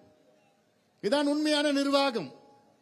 ஆனால் அதெல்லாம் ஏமாற்றி தவிர்த்து சாதிவாரி கணக்கெடுப்பு நடத்தினா பிரச்சனை வரும். எங்களுக்கு அதிகாரம் இல்லை. யாருக்கு அதிகாரம் இல்லைன்னு சொல்றீங்க? அப்பன்னா பீகார்ல இருக்கவங்க எல்லாம் கண்ட்ரோல் பண்ணிக்கோ. பீகார்ல இருக்கவங்க எல்லாம் அறிவில்லாதவங்களாங்க? இல்ல ஆந்திராவில் இருக்கவங்க அறிவு இல்லையா அவங்களுக்கு? தெலுங்கானாவில் இருக்கலாம் அறிவு கிடையாதா? இல்ல கர்நாடகாவில் நடத்தி முடிச்சுட்டாங்க, ஒரிசாவில் நடத்திட்டு இருக்கிறாங்க. இந்தியாவில் 6 மாநிலங்களில் சாதிவாரி கணக்கெடுப்பு நடத்திட்டு இருக்கிறாங்க. ஆனா இங்க எங்களுக்கு அதிகாரம் இல்லை. மத்திய அரசுக்கு இருக்கு. முதல்ல சென்சஸுக்கும் சர்வேக்கும் முதல்ல தெரிஞ்சுக்கணும். சென்சஸ் வேற, சர்வே வேற. நாங்க கேட்கறது சர்வே. இந்தியன் ஸ்டாட்டிஸ்டிக்கல் ஆக்ட் 2008 படி சாதாரண பஞ்சாயத்து தலைவரும், சாதாரணமா நான் சொல்லக்கூடாது, பஞ்சாயத்து தலைவருக்கும் சாதிவாரி கணக்கெடுப்பு நடத்துவதற்கு அதிகாரம் இருக்கிறது. 2008 ஸ்டாட்டிஸ்டிக்கல் ஆக்ட் 2008 ஸ்டாட்டிஸ்டிக்கல் ஆக்ட் படி, இந்தியன் ஸ்டாட்டிஸ்டிக்கல் ஆக்ட் படி பஞ்சாயத்து தலைவருக்கும் சாதிவாரி கணக்கெடுப்பு நடத்துவதற்கு அதிகாரம் இருக்கிறது. இங்க முதலமைச்சருக்கு அதிகாரம் கிடைக்காதா என்ன? யாரை ஏமாத்த பாக்குறீங்க? யாரையா ஏமாத்துறீங்க நீங்க? கேட்கறது ஆனா பேசுறது சமூக நீதி எங்கள் மூச்சு. என்ன மூச்சான்? பெரியாருடைய வாரிசா இவங்கெல்லாம். வெக்கமா இல்லையா உங்களுக்கெல்லாம் இப்பெல்லாம் பேசுறதுக்கு? அதிகாரம் வச்சுக்கிட்டு, ஆட்சியை வச்சுக்கிட்டு மற்ற மாநிலங்கள்லாம் செஞ்சுட்டு இருக்கிறாங்க. இடஒதுக்கீடு அதிகப்படுத்தி இருக்கிறாங்க. பீகார்ல இன்னொன்னு பண்ணிருக்கிறாங்க. பீகார்ல சாதிவாரி கணக்கெடுப்பு அல்ல சர்வே பண்ணிருக்காங்க. காஸ்ட் சர்வேல என்ன பண்ணிருக்காங்கன்னா 94 லட்சம் குடும்பங்கள் பீகாரில மாத வருமானம் 6000 ரூபாய்க்கு குறைவாக மாதம் வருமானம் பெறுகிறார்கள் என்று அதை கண்டுபிடிச்சிருக்கிறாங்க. எவ்வளவு? 94 லட்சம் குடும்பங்கள் 6000 ரூபாய்க்கு குறைவா சம்பளம் வாங்குறாங்க, வருமானம் வருதுன்னு கண்டுபிடிச்சிருக்காங்க. அந்த 94 லட்சம் குடும்பங்களுக்கும் 2 லட்சம் ரூபாய் ஒரு குடும்பத்துக்கு நிதி ஒதுக்கீடு செஞ்சிருக்காங்க பீகார் அரசு. தானே வளர்ச்சி? இதுதானே உண்மையான வளர்ச்சி? இதுக்காக தான் நான் கேட்கிறேன். நான் கண்டுபிடிங்க யார் யார் என்னென்ன நிலையில இருக்கிறாங்க, யார் யார் வறுமையில் இருக்கிறாங்க, யார் யார் பிரச்சனையில் இருக்கிறாங்க. கணக்கெடுப்பு நடத்தினாதான் உங்களுக்கு தெரியும் அதெல்லாம். ஆனா நாங்க பண்ண மாட்டோம். ஏன்? மத்திய அரசு பண்ணணும். எல்லாத்துக்கும் நீ மத்திய அரசு கூட சண்டை போட்டுட்டு இருக்கிற. இப்ப உனக்கு இருக்கு அதிகாரம் இருக்கு, ஆனா மத்திய அரசு தான் பண்ணணும். முதலமைச்சர் அவர்களே, எங்களுக்கெல்லாம் ரொம்ப வருத்தமா இருக்கு. சமீபத்தில் எங்க சட்டமன்ற உறுப்பினர் 5 பேரும் சட்டமன்றத்தில் பேசி வெளிநடப்பு செஞ்சிருக்கிறாங்க. அப்பயும் முதலமைச்சர் சொல்றாரு, எங்களுக்கு உங்களுக்கு கருத்துக்கு மாற்று கருத்துக்கு இல்ல, ஆனா எங்களுக்கு அதிகாரம் இல்லை. வேடிக்கையா இல்லையா உங்களுக்கு? வேடிக்கையா இல்லையா உங்களுக்கு? ஆந்திராவில் பண்ணிட்டு இருக்கிறாங்க, தெலுங்கானால பண்ணிட்டு இருக்கிறாங்க, ஒரிசால பண்ணி முடிச்சுட்டாங்க, கர்நாடகாவில் பண்ணி முடிச்சுட்டாங்க, பீகார்ல பண்ணி முடிச்சுட்டாங்க. அப்போ உங்களுக்கு அதிகாரம் இல்லை, அவங்களுக்கு எப்படி அதிகாரம் இருந்தது? என்ன பிரச்சனை தெரியுமா? முதலமைச்சர் ஸ்டாலின் அவர்களை சுத்தி ஒரு 4 வியாபாரிகளை சுத்திட்டு இருக்கிறாங்க. வியாபாரிகள் யாரு? அமைச்சர்கள். 4 அமைச்சர்கள் வியாபாரிகளா இருக்கிறார்கள். அவர் அமைச்சர்கள் கிடையாது, வியாபாரிகள். அவங்களுக்கு என்னன்னா எப்படி வியாபாரம் செய்யணும், எப்படி பணத்தை சம்பாதிக்கணும், சம்பாதிச்சு அடுத்த தேர்தலில் எப்படி செலவு பண்ணி வெற்றி பெறணும், அதுதான் அவங்களோட நோக்கம். அவங்களுக்கு சமூக நீதி பத்தியும் தெரியாது, மக்கள் வளர்ச்சி பத்தியும் தெரியாது, வறுமை ஒழிப்பு பத்தியும் தெரியாது, விவசாயத்தை பத்தியும் தெரியாது, நீர்நிலைகள் பாதுகாப்பு பத்தியும் தெரியாது, சுற்றுச்சூழலை பத்தி ஒரு கடுகளவும் தெரியாது, ஒரு மண்ணும் தெரியாது. என்ன கிளறி விடாது, அமைதியா நான் மட்டும் அமைதியா பேசிட்டு. இப்படி அவருடைய ஆலோசனை கேட்டுக்கிட்டு முதலமைச்சர். ஆனா இன்னைக்கு ஒன்னே ஒன்று சொல்றேன். இன்னைக்கு சென்னையில கலைஞர் அவருடைய நினைவிடத்தை திறக்கிறது. இன்னைக்கு திறந்துட்டு இருக்கிறாங்க, இந்நேரம் திறந்திருப்பாங்கன்னு நினைக்கிறேன். அது நானும் போயிருக்கணும், இன்னைக்கு பொதுக்கூட்டத்தினால நான் போல. கலைஞர் அவர்கள் ஒரு மூத்த அரசியல் தலைவர். எனக்கு நான் அவரை மிகவும் மதிக்கின்ற ஒரு தலைவர் கலைஞர் அவர்கள். இன்னைக்கு கலைஞர் அவர்கள் உயிரோடு இருந்திருந்தால் நிச்சயமாக அவர் அறிவித்திருப்பார்கள். அறிவித்து அது மட்டும் அறிவித்திருக்க மாட்டார்கள், கூடவே வன்னியர்களுக்கு 10.5 விழுக்காடு இடஒதுக்கீடையும் கலைஞர் அவர்கள் அறிவித்திருப்பார்கள். நிச்சயமாக செஞ்சிருப்பார். ஆனால் இப்போ இருக்கின்ற முதலமைச்சர் அவர்கள், அவரை சுத்தி இருக்கிற ஒரு 4-5 பேர் இருக்கிறாங்க, அவரை தவறாக வழி நடத்துகிறார்கள். தவறான ஆலோசனைகள் அவர்களுக்கு சொல்லிக் கொடுத்துக் கொண்டிருக்கிறார்கள். அதுல ஒண்ணு பாத்தீங்கன்னா, சட்டசபையில் ஒரு அமைச்சர் பேசுறார். நம்முடைய ஜி.கே. மணி அவர்கள் பேசுகின்ற நேரத்தில் அதை குறுக்கிட்டு ஒரு அமைச்சர் அவர்கள் பேசுகிறார்கள். வன்னியர்கள் 12% வன்னியர்கள் வந்து வேலை வாய்ப்பு கிடைச்சிருச்சு, 12% வளர்ச்சி அடைஞ்சிட்டாங்க, 12% இவங்களுக்கு கல்வியில வேலை வாய்ப்புல வந்துருச்சு, என்னென்னமோ தவறான கருத்துக்கள் சொல்லிக் கொண்டிருக்கிறார். அது தவறான கருத்து. அதான் கேட்கிறேன், நீ உனக்கு சர்வே எடுத்து அது வெளியிடு, நாங்க நம்புறோம். நீ வெளியிடு, அதுதான் நாங்க கேட்கிறோம்.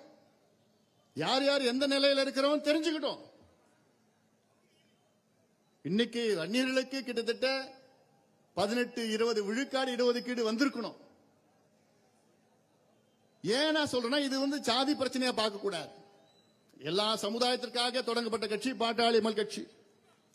ஆனால் இன்று 2 பெரிய சமுதாயங்கள் தமிழ்நாட்டில் இருக்கிறது. ஒன்று தாழ்த்தப்பட்ட சமுதாயம், அடுத்தது வன்னியர் சமுதாயம்.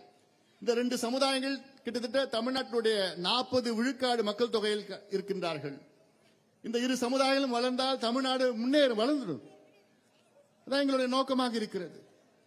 ஆனால் அவருடைய நோக்கமெல்லாம் அரசியலை வைத்து குளிர்காய்ந்து மக்களை திசை திருப்பி இருவருக்கும் சண்டையை மூட்டி விட்டு பிரச்சனைகள்லாம், அதெல்லாம் நிறைய பிரச்சனைகள்லாம் பண்ணிட்டு இருக்கிறாங்க.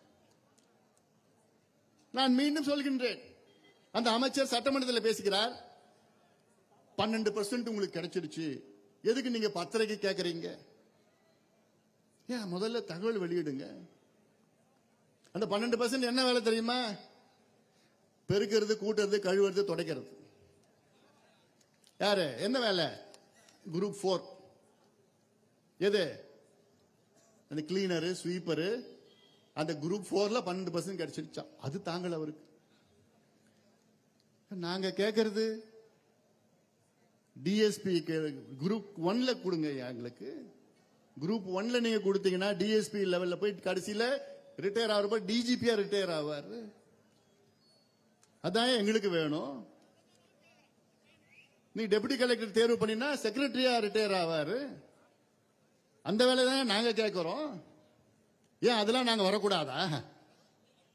பெருக்கிறது, துடைக்கிறது, கழுவுறது, இதுதான் நாங்க இருக்கணுமா? ஏன் உயர்ந்த பதவிக்கு நாங்க போகக்கூடாதா? அது எண்ணம் பாரு, அவரு எப்படிப்பட்ட எண்ணம். அது பேசுறது எப்படி? இன்னும் தரவுகளே வரலன்னு சொல்லிட்டு இருக்கிறாங்க. உச்சநீதிமன்றம் தீர்ப்பு வழங்கி 2 ஆண்டுகள் ஆகிறது. என்கிட்ட மட்டும் ஆட்சி இருந்ததுன்னா எவ்வளவு நல்ல தரவுகள் வெளியே கொண்டு வர முடியும் தெரியுமா? 2 நாள்ல கம்ப்யூட்டர்ல இருக்கு, டவுன்லோட் பண்ண, அவ்வளவுதான். கம்ப்யூட்டர்ல இருக்க தரவுகளை டவுன்லோட் பண்ணது எவ்வளவு நாள் ஆகும்? என் தம்பி கிட்ட கொடுத்தா ஒரே நாள்ல டவுன்லோட் பண்ணிடுவான். ஒண்ணுமே கிடையாது. ஆனால் 2 ஆண்டுகள் ஆகியும் இன்னும் தரவுகள் வரல. இது முழுக்க ஏமாத்து வேலை, மோசடி. இதெல்லாம் மோசடி. அதனால இதெல்லாம் நீங்க சமூக நீதினு தயவு செய்து, திமுக சமூக நீதியின் வார்த்தை உங்க வாயில இனி வரக்கூடாது. திமுக காரங்க வாயில வரக்கூடாது. ஏன்னா சமூக நீதிக்கும் உங்களுக்கும் சம்பந்தமே கிடையாது. சமூக நீதி பற்றி பேசுவதற்கு லாய்க்கற்றவர்கள் நீங்கள். ஏன்னா இன்னைக்கு எவ்வளவு பிரச்சனைகள் இருக்கிறது. அது பத்தி சமூக நீதி பத்தி பேசி என்ன சம்பந்தம் உங்களுக்கு இருக்கு? சமூக நீதி உண்மையான பிரச்சனை. என்ன நான் அன்னைக்கு கூட சொன்னேன், கணக்கெடுப்பு நடத்துவதற்கு உங்களுக்கு என்ன தயக்கம்? தெருவுல போற நாயங்கள்லாம் கணக்கெடுப்பு நடத்துறீங்க, ரோட்ல திரிகிற மாடுகள் எல்லாம் கணக்கெடுப்பு நடத்துறீங்க. எத்தனை மாடு ரோட்ல திரியுது, எத்தனை நாய்கள் திருநாய்கள் இருக்கிறதுன்னு அதெல்லாம் கணக்கெடுப்பு நடத்துறீங்க. சைனாவில எத்தனை பறவைகள் வருது, ரஷ்யாவில் எத்தனை பறவைகள் வருது, அதெல்லாம் கணக்கெடுப்பு நடத்துறீங்க. ஆனா இங்க மனுஷன் எப்படி இருக்கிறான்னு அந்த கணக்கெடுப்பு நடத்துவதற்கு உங்களுக்கு எல்லாம் திராணி கிடையாது. என்ன நிர்வாகம் பண்றீங்க நீங்க எல்லாம்? இது விஞ்ஞான உலகம். நமக்கு டேட்டா வேண்டும், சயின்டிபிக் டேட்டா வேண்டும். நீங்க பட்ஜெட்டை போட்டீங்க. இப்போ சமீபத்தில் ஒரு பட்ஜெட்டை போட்டாங்க, 19ஆம் தேதி தமிழக பட்ஜெட். ஆனா நம்ம அதற்கு ஒரு வாரத்துக்கு முன்பு நம்ம ஒரு பட்ஜெட்டை போட்டோம். என்ன பட்ஜெட்? பாட்டாளி மக்கள் கட்சியினுடைய 22வது நிழல் நிதிநிலை அறிக்கை வெளியிட்டோம். 22வது. எப்போ உண்மையான பட்ஜெட் போட வைப்பீங்க? கேட்கல. எப்போ? 26லயா? சரி, பார்க்கலாம். 22 ஆண்டுகளாக நிழல் நிதிநிலை அறிக்கையை வெளியிட்டு வரோம். தமிழக மக்கள் இன்னும் 2 ஆண்டு காலத்திலே உண்மையான பட்ஜெட்டை எங்களை போட வையுங்கள், அந்த வாய்ப்பை கொடுங்கள். நிச்சயமாக அனைத்து தரப்பு மக்களுடைய முன்னேற்றத்திற்காக நாங்கள் பல வகையான திட்டங்கள் நாங்கள் வைத்திருக்கின்றோம். பட்ஜெட்டிலே சொல்லிட்டு இருக்கோம். எவ்வளோ பெரிய பட்ஜெட், மிக சிறந்த பட்ஜெட். அதை படிங்க, அந்த ஆவணத்தை படிங்க. அதற்கு முன்பு ஒரு வாரத்திற்கு முன்பு நாங்கள் வேளாண் நிழல்நிலை நிதிநிலை அறிக்கையை வெளியிட்டோம். Agricultural shadow budget. அது 17வது ஷேடோ பட்ஜெட் வேளாண் துறைக்கு. 17 ஆண்டு காலமாக வேளாண் துறைக்கு தனியாக ஒரு பட்ஜெட் வேண்டும் என்று வலியுறுத்தி வலியுறுத்தி வலியுறுத்தி பிறகு 2 ஆண்டுகளுக்கு முன்புதான் வேளாண் துறைக்கு தனியாக இவர்கள் பட்ஜெட்டை போட்டார்கள். ஆனால் பட்ஜெட்டை போட்டு என்ன பிரயோஜனம்? அதில் கடந்த ஆண்டு 12,000 கோடி ரூபாய், இந்த ஆண்டு ஏதோ இன்னும் 2,000 கோடி சேர்த்து 14,000 கோடி ரூபாய். இதுல என்ன பண்ண முடியும்? நம்ம போட்ட பட்ஜெட்ல வேளாண் துறைக்கு 60,000 கோடி ரூபாய் நாங்க பட்ஜெட்டை போட்டிருக்கோம் வேளாண் துறைக்கு. ஆனா இவங்க போட்ட பட்ஜெட்ல தமிழ்நாட்டின் திட்டம் பார்த்தா 1.5 கோடி ரூபாய்க்கு ஒரு திட்டம் போடுறாங்க. தமிழ்நாடு முழுவதும் எவ்வளவு? 1.5 கோடி ரூபாய்க்கு. தமிழ்நாட்டு மக்கள் தொகை 7.25 கோடி. திட்டம் போடுறது 1.5 கோடி ரூபாய், 2.25 கோடி, 3.5 கோடி. எது? விவசாய பட்ஜெட்ல என்னையா வரப்போதுல என்ன திட்டம் போடுறீங்க? நம்முடைய நீர் பாசன திட்டங்கள் ஏதாவது அதை பத்தி ஏதாவது உங்களுக்கு அக்கறை இருக்கு? அது வேற துறையில இருக்கு, அது வேற நீர்வளத்துறையில இருக்கு. ஆனா இங்க தடுப்பணை கட்டணும் கட்டணும் கட்டணும்னு எவ்வளோ கோரிக்கை வச்சிருக்கிறோம். ஆனா இவங்க தடுப்பணை கட்டுறதுக்கு கட்ட போறது கிடையாது. ஏன் கட்ட மாட்டாங்க தெரியல தம்பிங்களா? நான் இந்த 2 கட்சியும் தடுப்பணை ஏன் கட்ட மாட்டாங்க? ஏன்? அப்ப தடுப்பணை கட்டிட்டா மணல் கொள்ளை அடிக்க முடியாது. அதுதான், வேற எந்த காரணம் கிடையாது. மழை காலத்துல வெள்ள காலத்துல அவ்வளோ தண்ணி கடல்ல போய் சேருது. இந்த பக்கம் தென்பண்ணை ஆறு இருக்கு, அந்த பக்கம் கெடிலம் ஆறு இருக்கு, இந்த பக்கம் வெள்ளாறு இருக்கு, இந்த பக்கம் கொள்ளிடம் இருக்கு, திருமணி முத்தாறு வருது. இப்படி எல்லாம் சேருது. ஆறுகள் சேர்ந்து கடலூர் மாவட்டத்தில் உள்ள கடல்ல கலக்குது. ஆனா கோடை காலத்துல குடிக்கிறது தண்ணி கிடையாது. தடுப்பணை அங்கங்க கட்டினீங்கன்னா அங்கங்க தண்ணி நிற்கும், நிலத்தடி நீர் அதிகமாக இருக்கும், உயரும். ஆனா இதுல எத்தனோ போராட்டங்கள் நடத்தியும் கட்டல. இன்னைக்கு கூட பார்த்தா பாலாத்துல ஆந்திராவில் தடுப்பணை கட்டுவதற்கு அடிக்கல் நாட்டியிருக்கின்றார் ஆந்திரா முதலமைச்சர். பாலாறு ஒரு காலத்துல பால் போன்ற ஆறு, அவ்வளோ அடிச்சிட்டு வந்தது ஆள். அந்த பாலாத்துல கர்நாடகாவில் தொடங்குகிறது பாலாறு. கர்நாடகாவில் அங்க கிட்டத்தட்ட 18 தடுப்பணைகள் கர்நாடகாவில் கட்டியிருக்கிறாங்க. பிறகு ஆந்திராவில் வெறும் 22 கிலோமீட்டர் தான் வருது. கர்நாடகாவில் 80 கிலோமீட்டர் வருது. கர்நாடகாவில் அங்க 18 தடுப்பணைகள் கட்டியிருக்கிறாங்க. ஆந்திராவில் 22 கிலோமீட்டர் தான் வருது. ஆந்திராக்குள்ள குப்பம் தொகுதியில் வந்து திருப்பி தமிழ்நாடுக்கு வருது. அந்த 22 கிலோமீட்டர்ல 32 தடுப்பணைகள் கட்டியிருக்கிறாங்க ஆந்திராவில். ஆனா தமிழ்நாட்டில் 223 கிலோமீட்டர் வருது. தமிழ்நாட்டில் பில்லூர்னு ஆந்திரா எல்லையில தொடங்கி சதுரங்கப்பட்டினம் சதராஸ் அங்க பகுதியில் கடல்ல கலக்குது பாலார். எவ்வளவு தடுப்பணை திறமை அவங்க கட்டியிருக்கிறாங்க? இந்த ரெண்டு கட்சிகளும் சேர்ந்து எவ்வளவு வெள்ளக்காரன் ஒண்ணு கட்டினான் வாலாஜாபாத். இவங்க வந்து அதுக்கப்புறம் ஒண்ணு கூட கட்டல. இப்பதான் 3 தடுப்பணைகள் கட்டியிருக்கிறாங்க. யாரால? பாட்டாளி மக்கள் கட்சியால. நம்ம தொடர் போராட்டத்தினால தொடர் போராட்டம் பண்ணிட்டு ஒரு வழி இல்லாம கட்டியிருக்காங்க. ஆனா கட்டி பார்த்தா அவ்வளவு நன்மைகள். சுத்தி இருக்கிற மக்கள் இந்த பக்கம் 20 கிலோமீட்டர், இந்த பக்கம் 20 கிலோமீட்டர் கிணறுலாம் தண்ணி ஏறி போச்சு. இந்த அறிவு கூட இல்லையா உங்களுக்குல? எல்லாமே காசு தானே உங்களுக்குலாம், எல்லாமே வணிகம் தானே உங்களுக்குலாம். மக்களை பத்தி சிந்திக்க மாட்டீங்களா? 60 ஆண்டுகள் உங்களுக்கு வாய்ப்பு கொடுத்திருக்காங்களே, அந்த மக்களுக்கு என்னையா நீங்க பண்றீங்க? துரோகம் தானையா பண்ணிட்டு இருக்கீங்க. இந்த விவசாயிகளுக்கு துரோகம் தானையா பண்ணிட்டு இருக்கீங்க. நீர்நிலையில அழிச்சிட்டு இருக்கிறீங்களே. வயிறு எரியுது எங்களுக்கெல்லாம். மக்களுக்கு உங்களுக்கு எப்படி இருக்கு? உங்களை சொல்ற பொதுவான மக்கள் சொல்லிட்டு இருக்கு. தமிழ்நாடு மக்கள் உணருங்கள், உணருங்கள். யார் நல்லவங்க, யார் உங்களுக்கு செய்யறவங்க, யார் நடிக்கின்றார்கள் நினைச்சு பாருங்க. அதெல்லாம் விவசாய பிரச்சனையில் எங்க நடந்தாலும் சரி, அங்கே முதலில் குரல் கொடுத்து போராடுவது பாட்டாளி மக்கள் கட்சி தான். மேல்மா செய்யார்ல மேல்மா அங்க கிட்டத்தட்ட 2800 ஏக்கர் சிப்காட் நிலத்தை அங்கே கையகப்படுத்த அங்க விவசாயிகள் போராடி கொண்டிருக்கிறார்கள். அப்படி போராடி கொண்டிருக்கிற விவசாயிகள் மீது குண்டர் சட்டம் போட்டுக் கொண்டிருக்கிறார். எங்க கொஞ்சம் கூட இல்லையா? விவசாயிகள் மீது குண்டர் சட்டம் எங்கேயாவது இந்தியாவில் எங்கேயாவது நடக்குமா? அவங்க யாரு? அவங்க தீவிரவாதிகளா? கஞ்சா வித்தவங்களா? சாராயம் வித்தவங்களா? விவசாயிகள் அவங்கெல்லாம். அவங்க மண்ணை அழிக்க கூடாதுன்னு போராடிட்டு இருக்கிறாங்க. அவங்க மேல நீங்க போய் குண்டர் சட்டம் போட்டு இருக்கீங்களா? அவங்க எல்லாம் நீங்க என்ன சொல்றது? உங்களெல்லாம் கும்மிடி பூண்டியில ஆரணி ஆறு இருக்கு. அங்க ஆரணி ஆறு கரை ஓரத்தில் கிட்டத்தட்ட 1800 ஏக்கர் எடுத்து நாலேஜ் சிட்டியா, அறிவுசார் நகர். உங்களுக்கு தான் எதுவும் இல்லையே.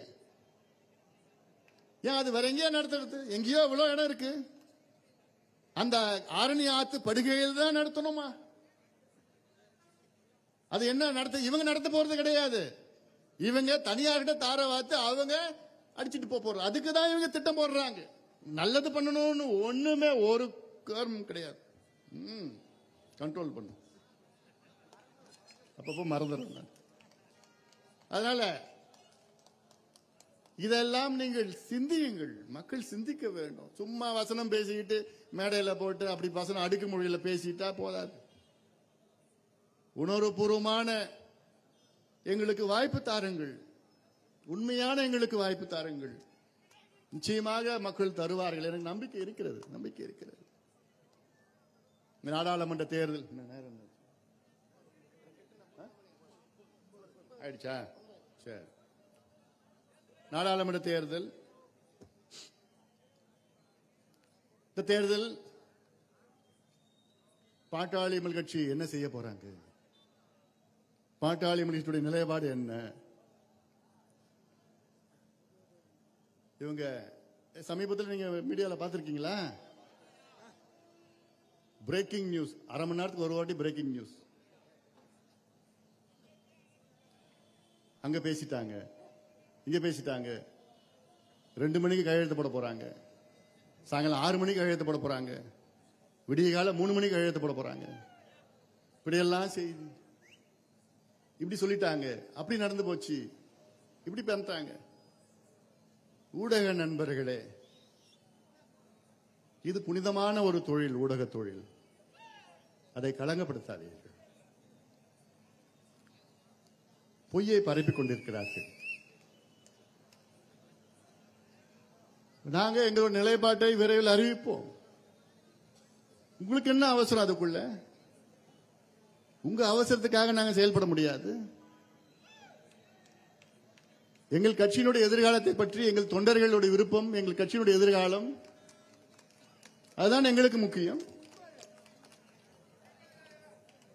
எங்கள் கட்சியிலே லட்சக்கணக்கான இளைஞர்கள் இருக்கின்றார்கள். என் தம்பிகள், என் தங்கைகள் தமிழ்நாடு முழுவதும் இருக்கின்றார்கள்.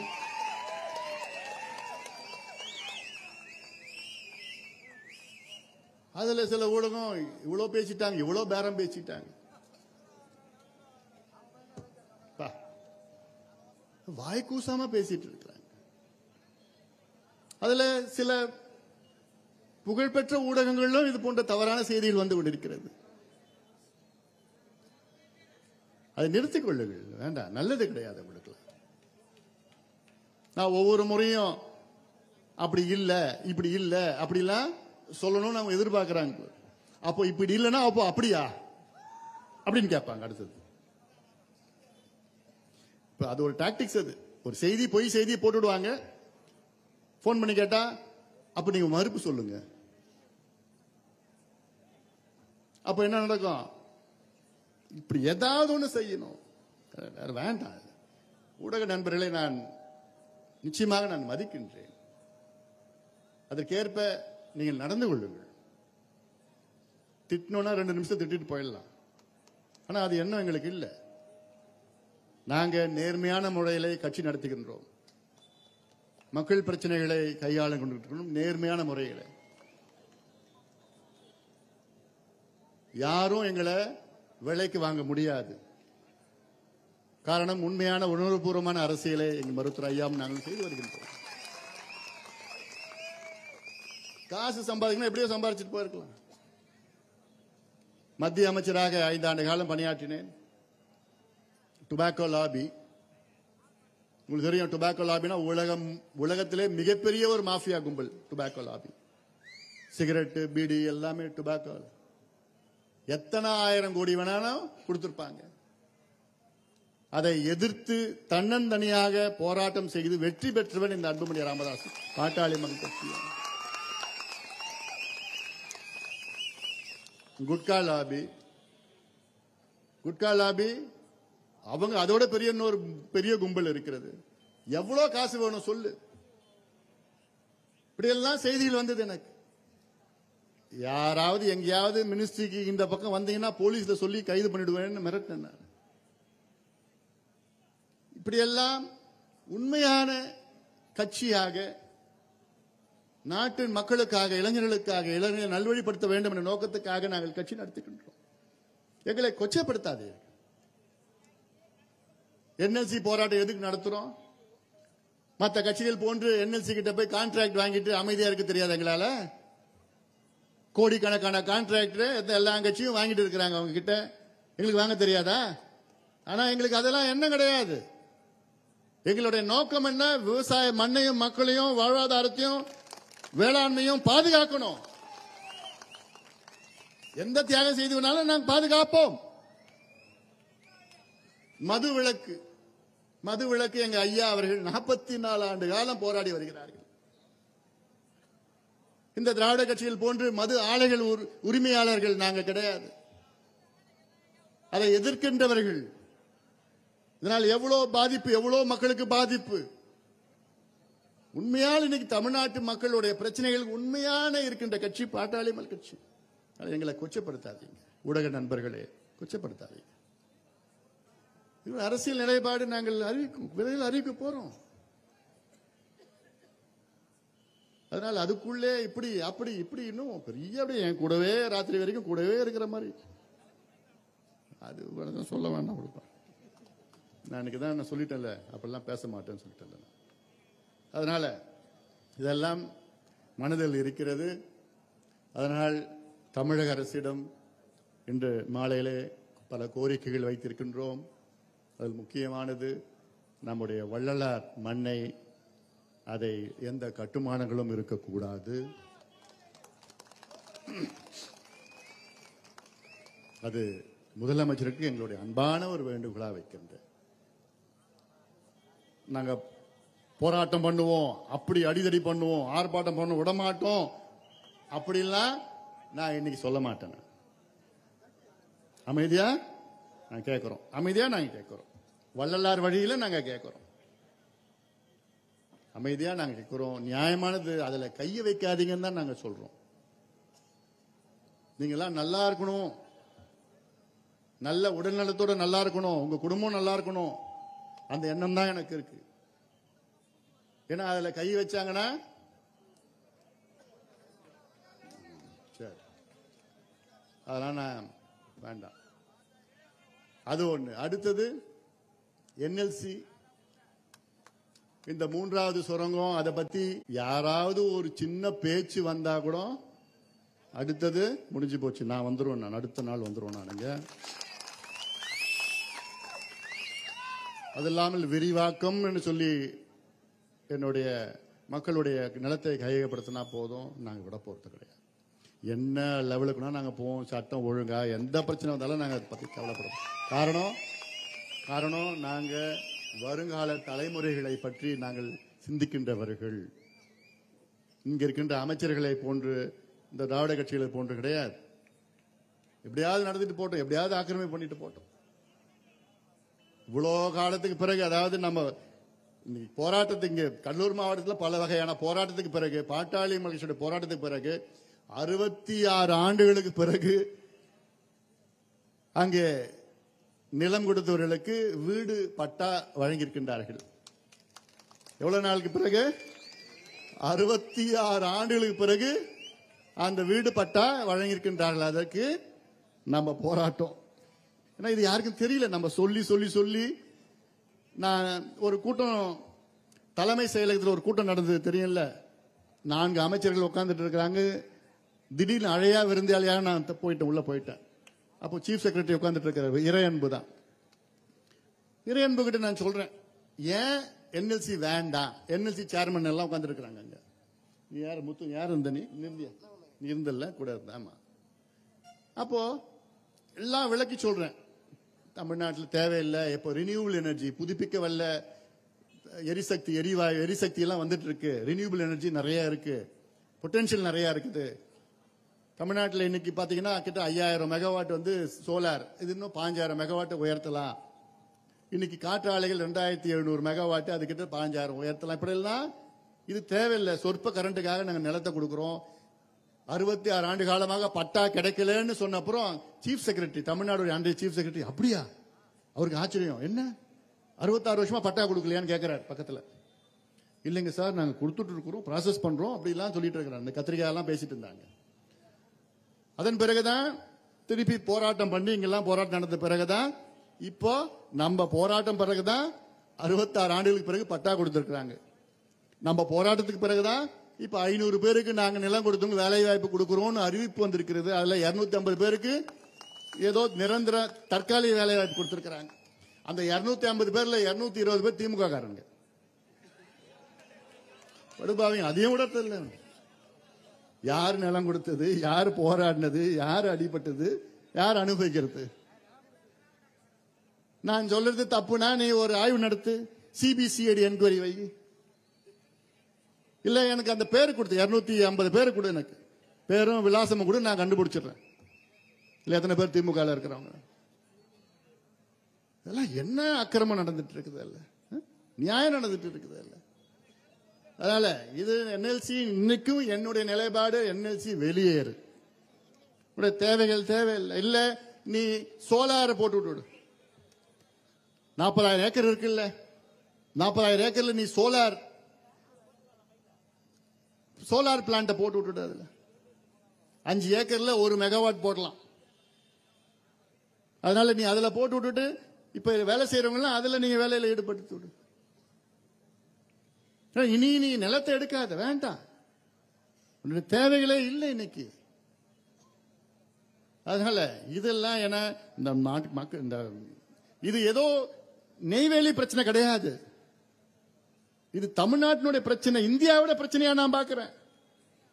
உலகம் முழுவதும் இந்த ஃபாசில் ஃபியூல்ல இருந்து புதுப்பிக்க வல்ல எரிசக்திக்கு மாறிட்டு வராங்க, ரினியூவபிள் எனர்ஜிக்கு மாறிட்டு வராங்க. நீங்க ஒப்பந்தம் போடுறீங்க, கொள்கையை அறிவிக்கிறீங்க. 2030க்குள் தமிழ்நாட்டில் 50 விழுக்காடு எரிசக்தி புதுப்பிக்க வல்ல எரிசக்தியாக நாங்கள் மாற்றுவோம் என்றெல்லாம் அறிவிக்கிறீங்க பேப்பர்ல. ஆனா இங்க நடக்கிறது அப்படியே ஆப்போசிட்ல. அமைச்சரை கேட்டா எங்களுக்கு தலைமையில இருந்து அழுத்தம் வருது. அது விளக்கி சொல்லுறது. இதனால இதெல்லாம் நீங்கள் மனதிலே ஏற்றுக்கொள்ளுங்கள். தமிழக அரசே தமிழ்நாட்டில் உடனடியாக சாதிவாரி மக்கள் தொகை கணக்கெடுப்பு நடத்துங்கள். அந்த பேர் உங்களுக்கு பிடிக்கலன்னா சமூக நீதி மக்கள் தொகை கணக்கெடுப்பு நடத்துங்கள். அந்த பேர் பிடிக்கலன்னா நடத்திட்டு போங்க, வேற ஏதோ பேர்ல வச்சுக்கோங்க. சென்சஸ் சர்வே தான் நாங்க கேட்கிறோம், சென்சஸ் கேட்கல. சென்சஸ் என்பது அது மத்திய அரசு எடுக்கணும். 1948 சென்சஸ் ஆக்ட் படி ஒவ்வொரு 10 ஆண்டுகள் மத்திய அரசு தான் சென்சஸ் எடுக்கணும். அந்த சென்சஸ்க்குள்ள இன்னும் ஒரு புள்ளி விவரம், எந்த சாதியின் அப்படின்னு ஒரு புள்ளி விவரம், அது அந்த கோரிக்கை ஐயா அவர்கள் 44 ஆண்டு காலமாக வைத்திருக்கின்றார்கள். ஒவ்வொரு முறையும் அதை வலியுறுத்தி நான் அமைச்சராக இருந்த நேரத்தில் கிட்டத்தட்ட 160 எம்பிக்கள் கையெழுத்து போட்டு அன்றைய உள்துறை அமைச்சர் சிவராஜ் பாட்டீலிடம் கொடுத்து எப்படியாவது நடத்துங்கள் என்றெல்லாம் அழுத்தம் கொடுத்தோம். பிரச்சாரம்லாம் பண்ணோம், பிரச்சனைகள்லாம் பண்ணோம், எல்லாம் பண்ணோம். ஆனா இப்போ அது கூட தேவையில்லை. இன்னைக்கு இந்தியன் ஸ்டாட்டிஸ்டிக்கல் ஆக்ட் 2008 படி தான் பீகார்ல அங்கே சர்வே பண்ணிருக்கிறாங்க. அந்த சர்வே அடிப்படையில் தான் பீகார்ல இடஒதுக்கீடு அதிகப்படுத்தியிருக்கிறாங்க.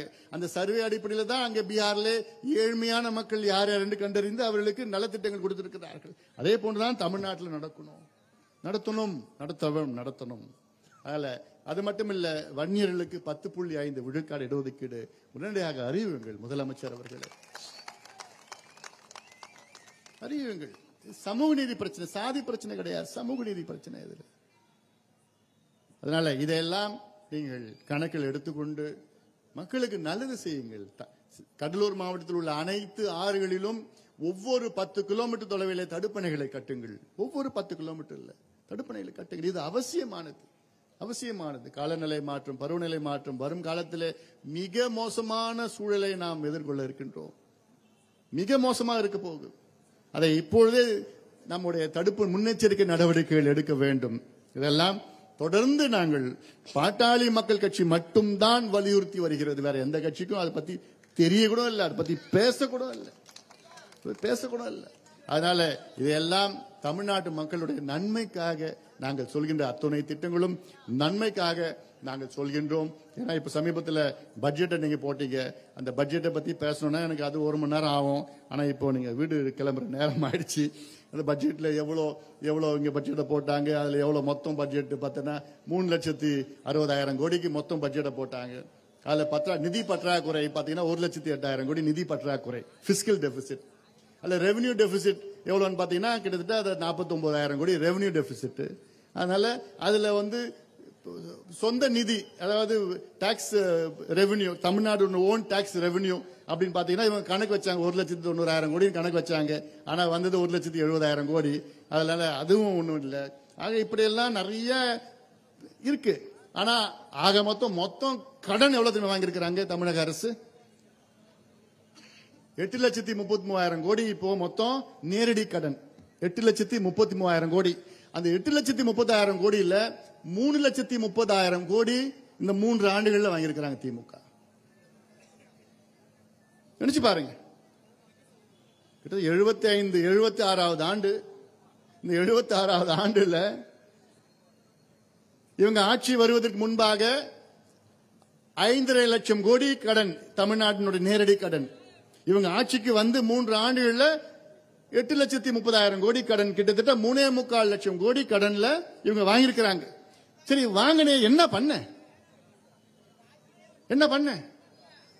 இவங்க சொல்ற பட்ஜெட் இருக்குது 3,60,000 கோடி பட்ஜெட்டை போட்டு இருக்கிறாங்க மொத்தம். அந்த மொத்தம் பட்ஜெட்ல கட்டுமானங்களுக்கு எவ்வளவு தெரியுமா ஒதுக்கீடு செஞ்சிருக்கிறாங்க? வெறும் 47,000 கோடி. கேபிட்டல் எக்ஸ்பெண்டிச்சர் சொல்றது, இன்ஃப்ராஸ்ட்ரக்சர் பில்டிங்.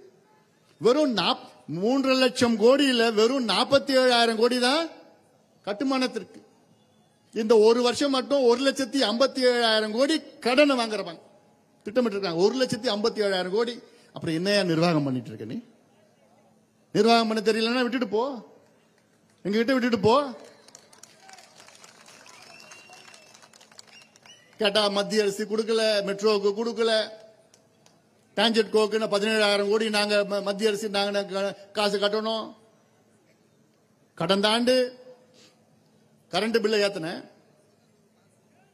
அதுக்கு முந்தைய ஆண்டு பாத்தீங்கன்னா 10,000 கோடி ஒவ்வொரு ஆண்டும் மின்சாரத்துறையில மின்துறையில நட்டோம்னு சொன்னேன். கடந்த ஆண்டு 2 முறை மின் கட்டணத்தை உயர்த்தின, இந்த பீக் டாரிஃப் அப்படின்னா சொல்லி உயர்த்தின.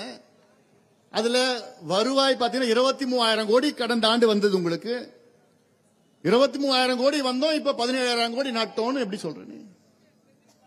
ஏன்னா அது நிர்வாகம் சரியில்லாத நிர்வாகம், அது எல்லாம் ஊழல் கொள்ளடிக்கணும். அதான் சொன்னேன், முதலமைச்சர் சுத்தி ஒரு 4 வியாபாரிகள் இருக்கின்றார்கள் அமைச்சர்கள் போர்வையில. இந்த 4 வியாபாரிகள் வியாபாரம் செய்யறது தான் அமைச்சரா இருக்கிறாங்க. தமிழ்நாடு மக்களுக்கு நல்லது செய்யறது கிடையாது.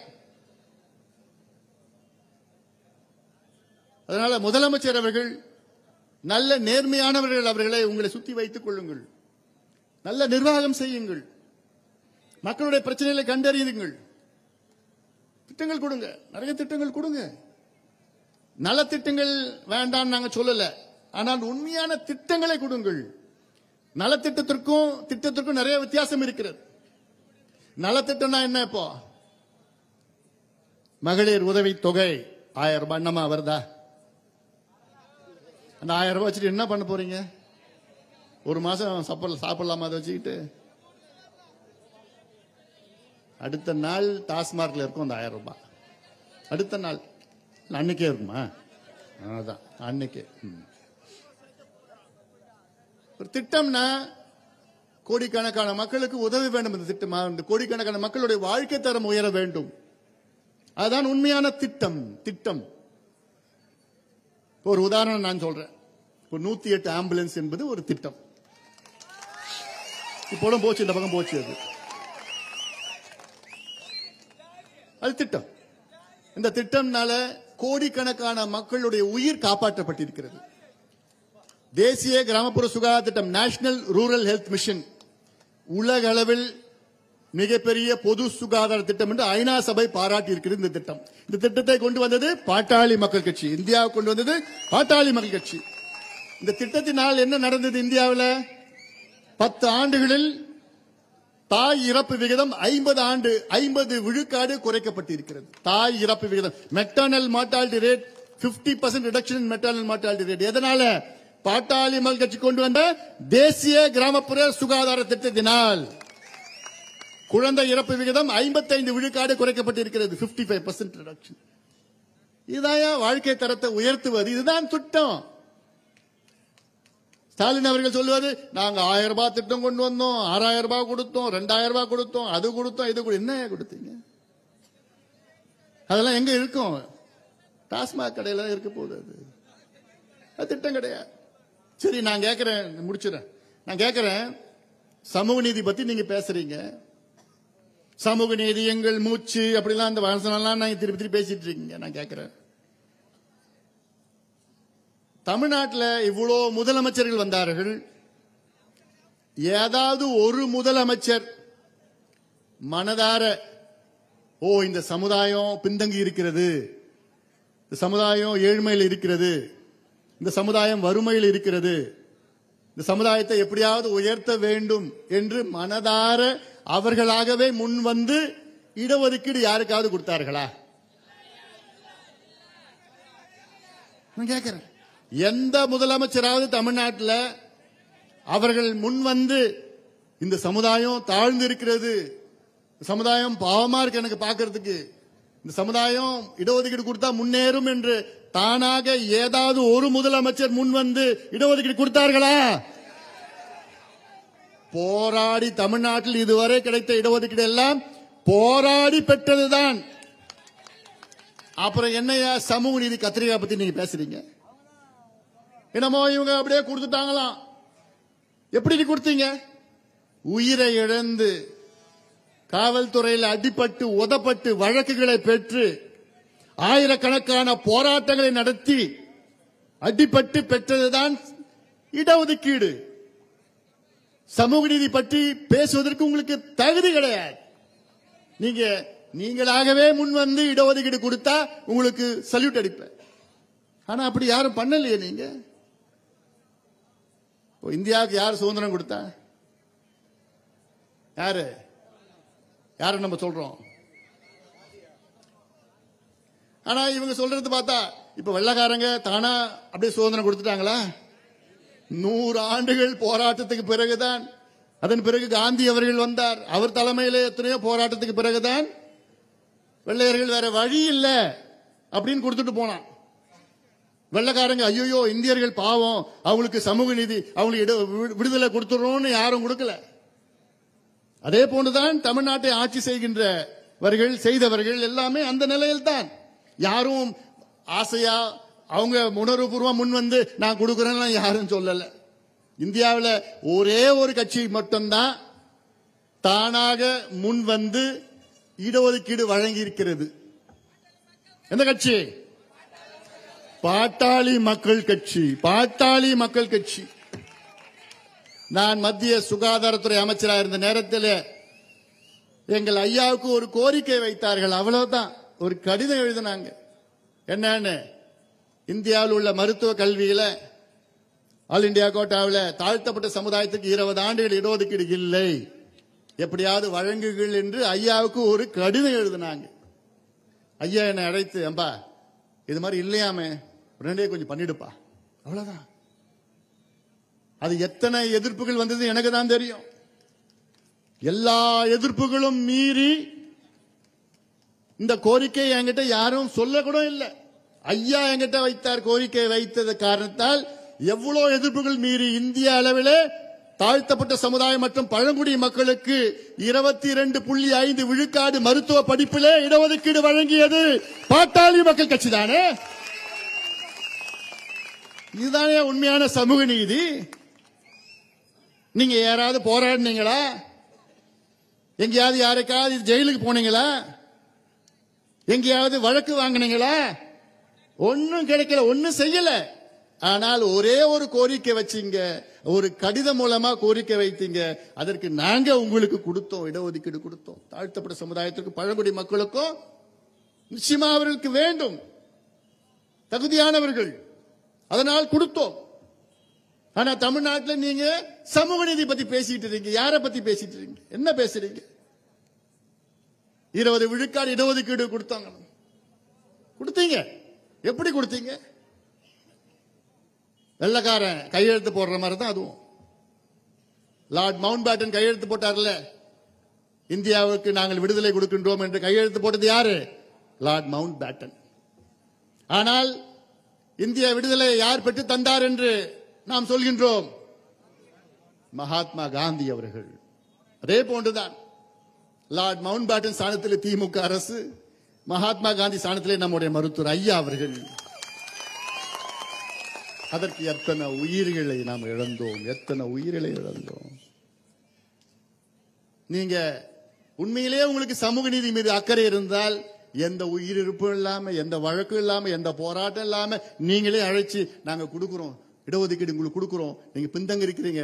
வன்னிய சமுதாயத்தை மட்டும் இல்லை, எல்லா சமுதாயத்தையும் நான் சொல்றேன். அதற்காகத்தான் சாதிவாரி மக்கள் தொகை கணக்கெடுப்பு நடத்துங்கன்னு நான் சொல்றேன். நான் அது கூடமா உங்களுக்கு புரிஞ்சுக்கல, அது கூடமா தெரியல உங்களுக்கு.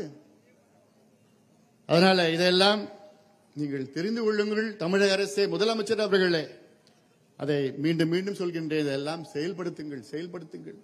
இன்னைக்கு மீன் சொல்ற கலைஞர் அவர்களுடைய நினைவகத்தை திறக்கின்ற இந்த தருணம் உங்களுக்கு தெரியும் என்ன நடந்ததுன்னு தெரியும். அன்னைக்கு பாட்டாளி கட்சி ஒரு வழக்கு போட்டது நீதிமன்றத்தில், மெரினா கடற்கரையில் யாருமே அடக்கம் செய்யக்கூடாதுன்னு வழக்கு போட்டது. கலைஞர் அவர்கள் மறைவுக்கு பின்ன அந்த வழக்கு இரவு 10 மணிக்கு பாலு அவர்கள், வழக்கறிஞர் பாலு அவர்கள் எனக்கு தொலைபேசியில் தொடர்பு கொண்டு, ஐயா அந்த வழக்கு வந்திருக்கு, கலைஞர் அவர்களை மெரினா கடற்கரை அடக்கம் செய்யணும், திமுக அதை விரும்புகிறார்கள், ஆனா அந்த வழக்கு தான், நம்ம போட்ட வழக்கு தான் தடையா இருக்கு. ஐயா போன் பண்ண, ஐயா படுத்துட்டாரு, என்ன பண்ணலான்னு என்கிட்ட கேட்டார் பாலு. நான் ஒரு செகண்ட் கூட யோசிக்கல, பாலு அந்த வழக்கை திரும்ப பெறுங்க, ஒரு செகண்ட் கூட யோசிக்கல நான். பாலு சொன்னார், ஐயா காலைல ஐயா எழுந்த உடனே ஏதாவது சொல்லுவாருன்னா, பாலு ஐயா கிட்ட நான் சொல்லிக்கிறேன், உடனடியாக நீங்க வழக்கை திரும்ப பெறுங்க. இவ்வளவு பெருந்தன்மையா நம்ம இருந்திருக்கிறோம், இவ்வளவு பெருந்தன்மையா நம்ம இருக்கிறோம். ஆனா அவங்க இந்த 10.5 விழுக்காடு கொடுப்பதற்கு அவ்வளோ அழகழிப்பு பண்ணி, மனசார கூட உங்களுக்கு எல்லாம் கொஞ்சம் கூட ஒரு நன்றி கூட வேண்டாயா. அங்க பட்ரோல்ல வன்னிய சங்க இடம் 40 வருஷமா அங்க இருக்கிறோம் நம்ம. அந்த வன்னிய சங்க இடத்தை எவ்வளவு 500 காவலர்கள் போலீஸ்காரங்க வராங்க திடீர்னு. அங்க கிட்டத்தட்ட 200 பிள்ளைங்க படிச்சுட்டு இருக்கிறாங்க. 200 பிள்ளைங்க படிச்சிருக்காங்க. எல்லா சமுதாயத்தை சார்ந்தவங்க தான் அவங்க. அவங்க எல்லாம் வெளியே அனுப்பி பூட்டு போட்டி சீல் வச்சு என்ன நினைச்சிட்டு இருக்கீங்க நீங்க? அதனால இதெல்லாம் நாங்க சும்மா ஏதோ அமைதியா பார்த்துட்டு இருக்கோம் நினைச்சிட்டு இருக்காதீங்க. நல்லது இல்லை உங்களுக்கு. அதெல்லாம் சொல்லதான் முடியும். அதனால இதெல்லாம் நீங்கள் தெரிந்து கொள்ள வேண்டும், மக்கள் புரிந்து கொள்ள வேண்டும், ஆட்சியாளர்கள் உணர வேண்டும். உணரவில்லை என்றால் விளைவுகளை நீங்கள் சந்திக்கக்கூடும். இந்த பொதுக்கூட்டத்தை மிக சிறப்பாக நடத்தி கொண்டிருக்கின்ற நம்முடைய அனைத்து மாவட்ட செயலாளர், குறிப்பாக முத்து அவர்கள் உள்ளிட்ட அனைத்து மாவட்ட செயலாளர்கள், மருத்துவர் ஆர்ஜி அவர்கள் மற்றும் மாவட்ட மாநில ஒன்றிய நிர்வாகிகள், குறிப்பாக ஒன்றிய பேரூர் நிர்வாகிகள், அப்புறம் ரவிக்குமார், சிவகுமார், குமார், திருமூர்த்தி, கோபி, பாலமுருகன்,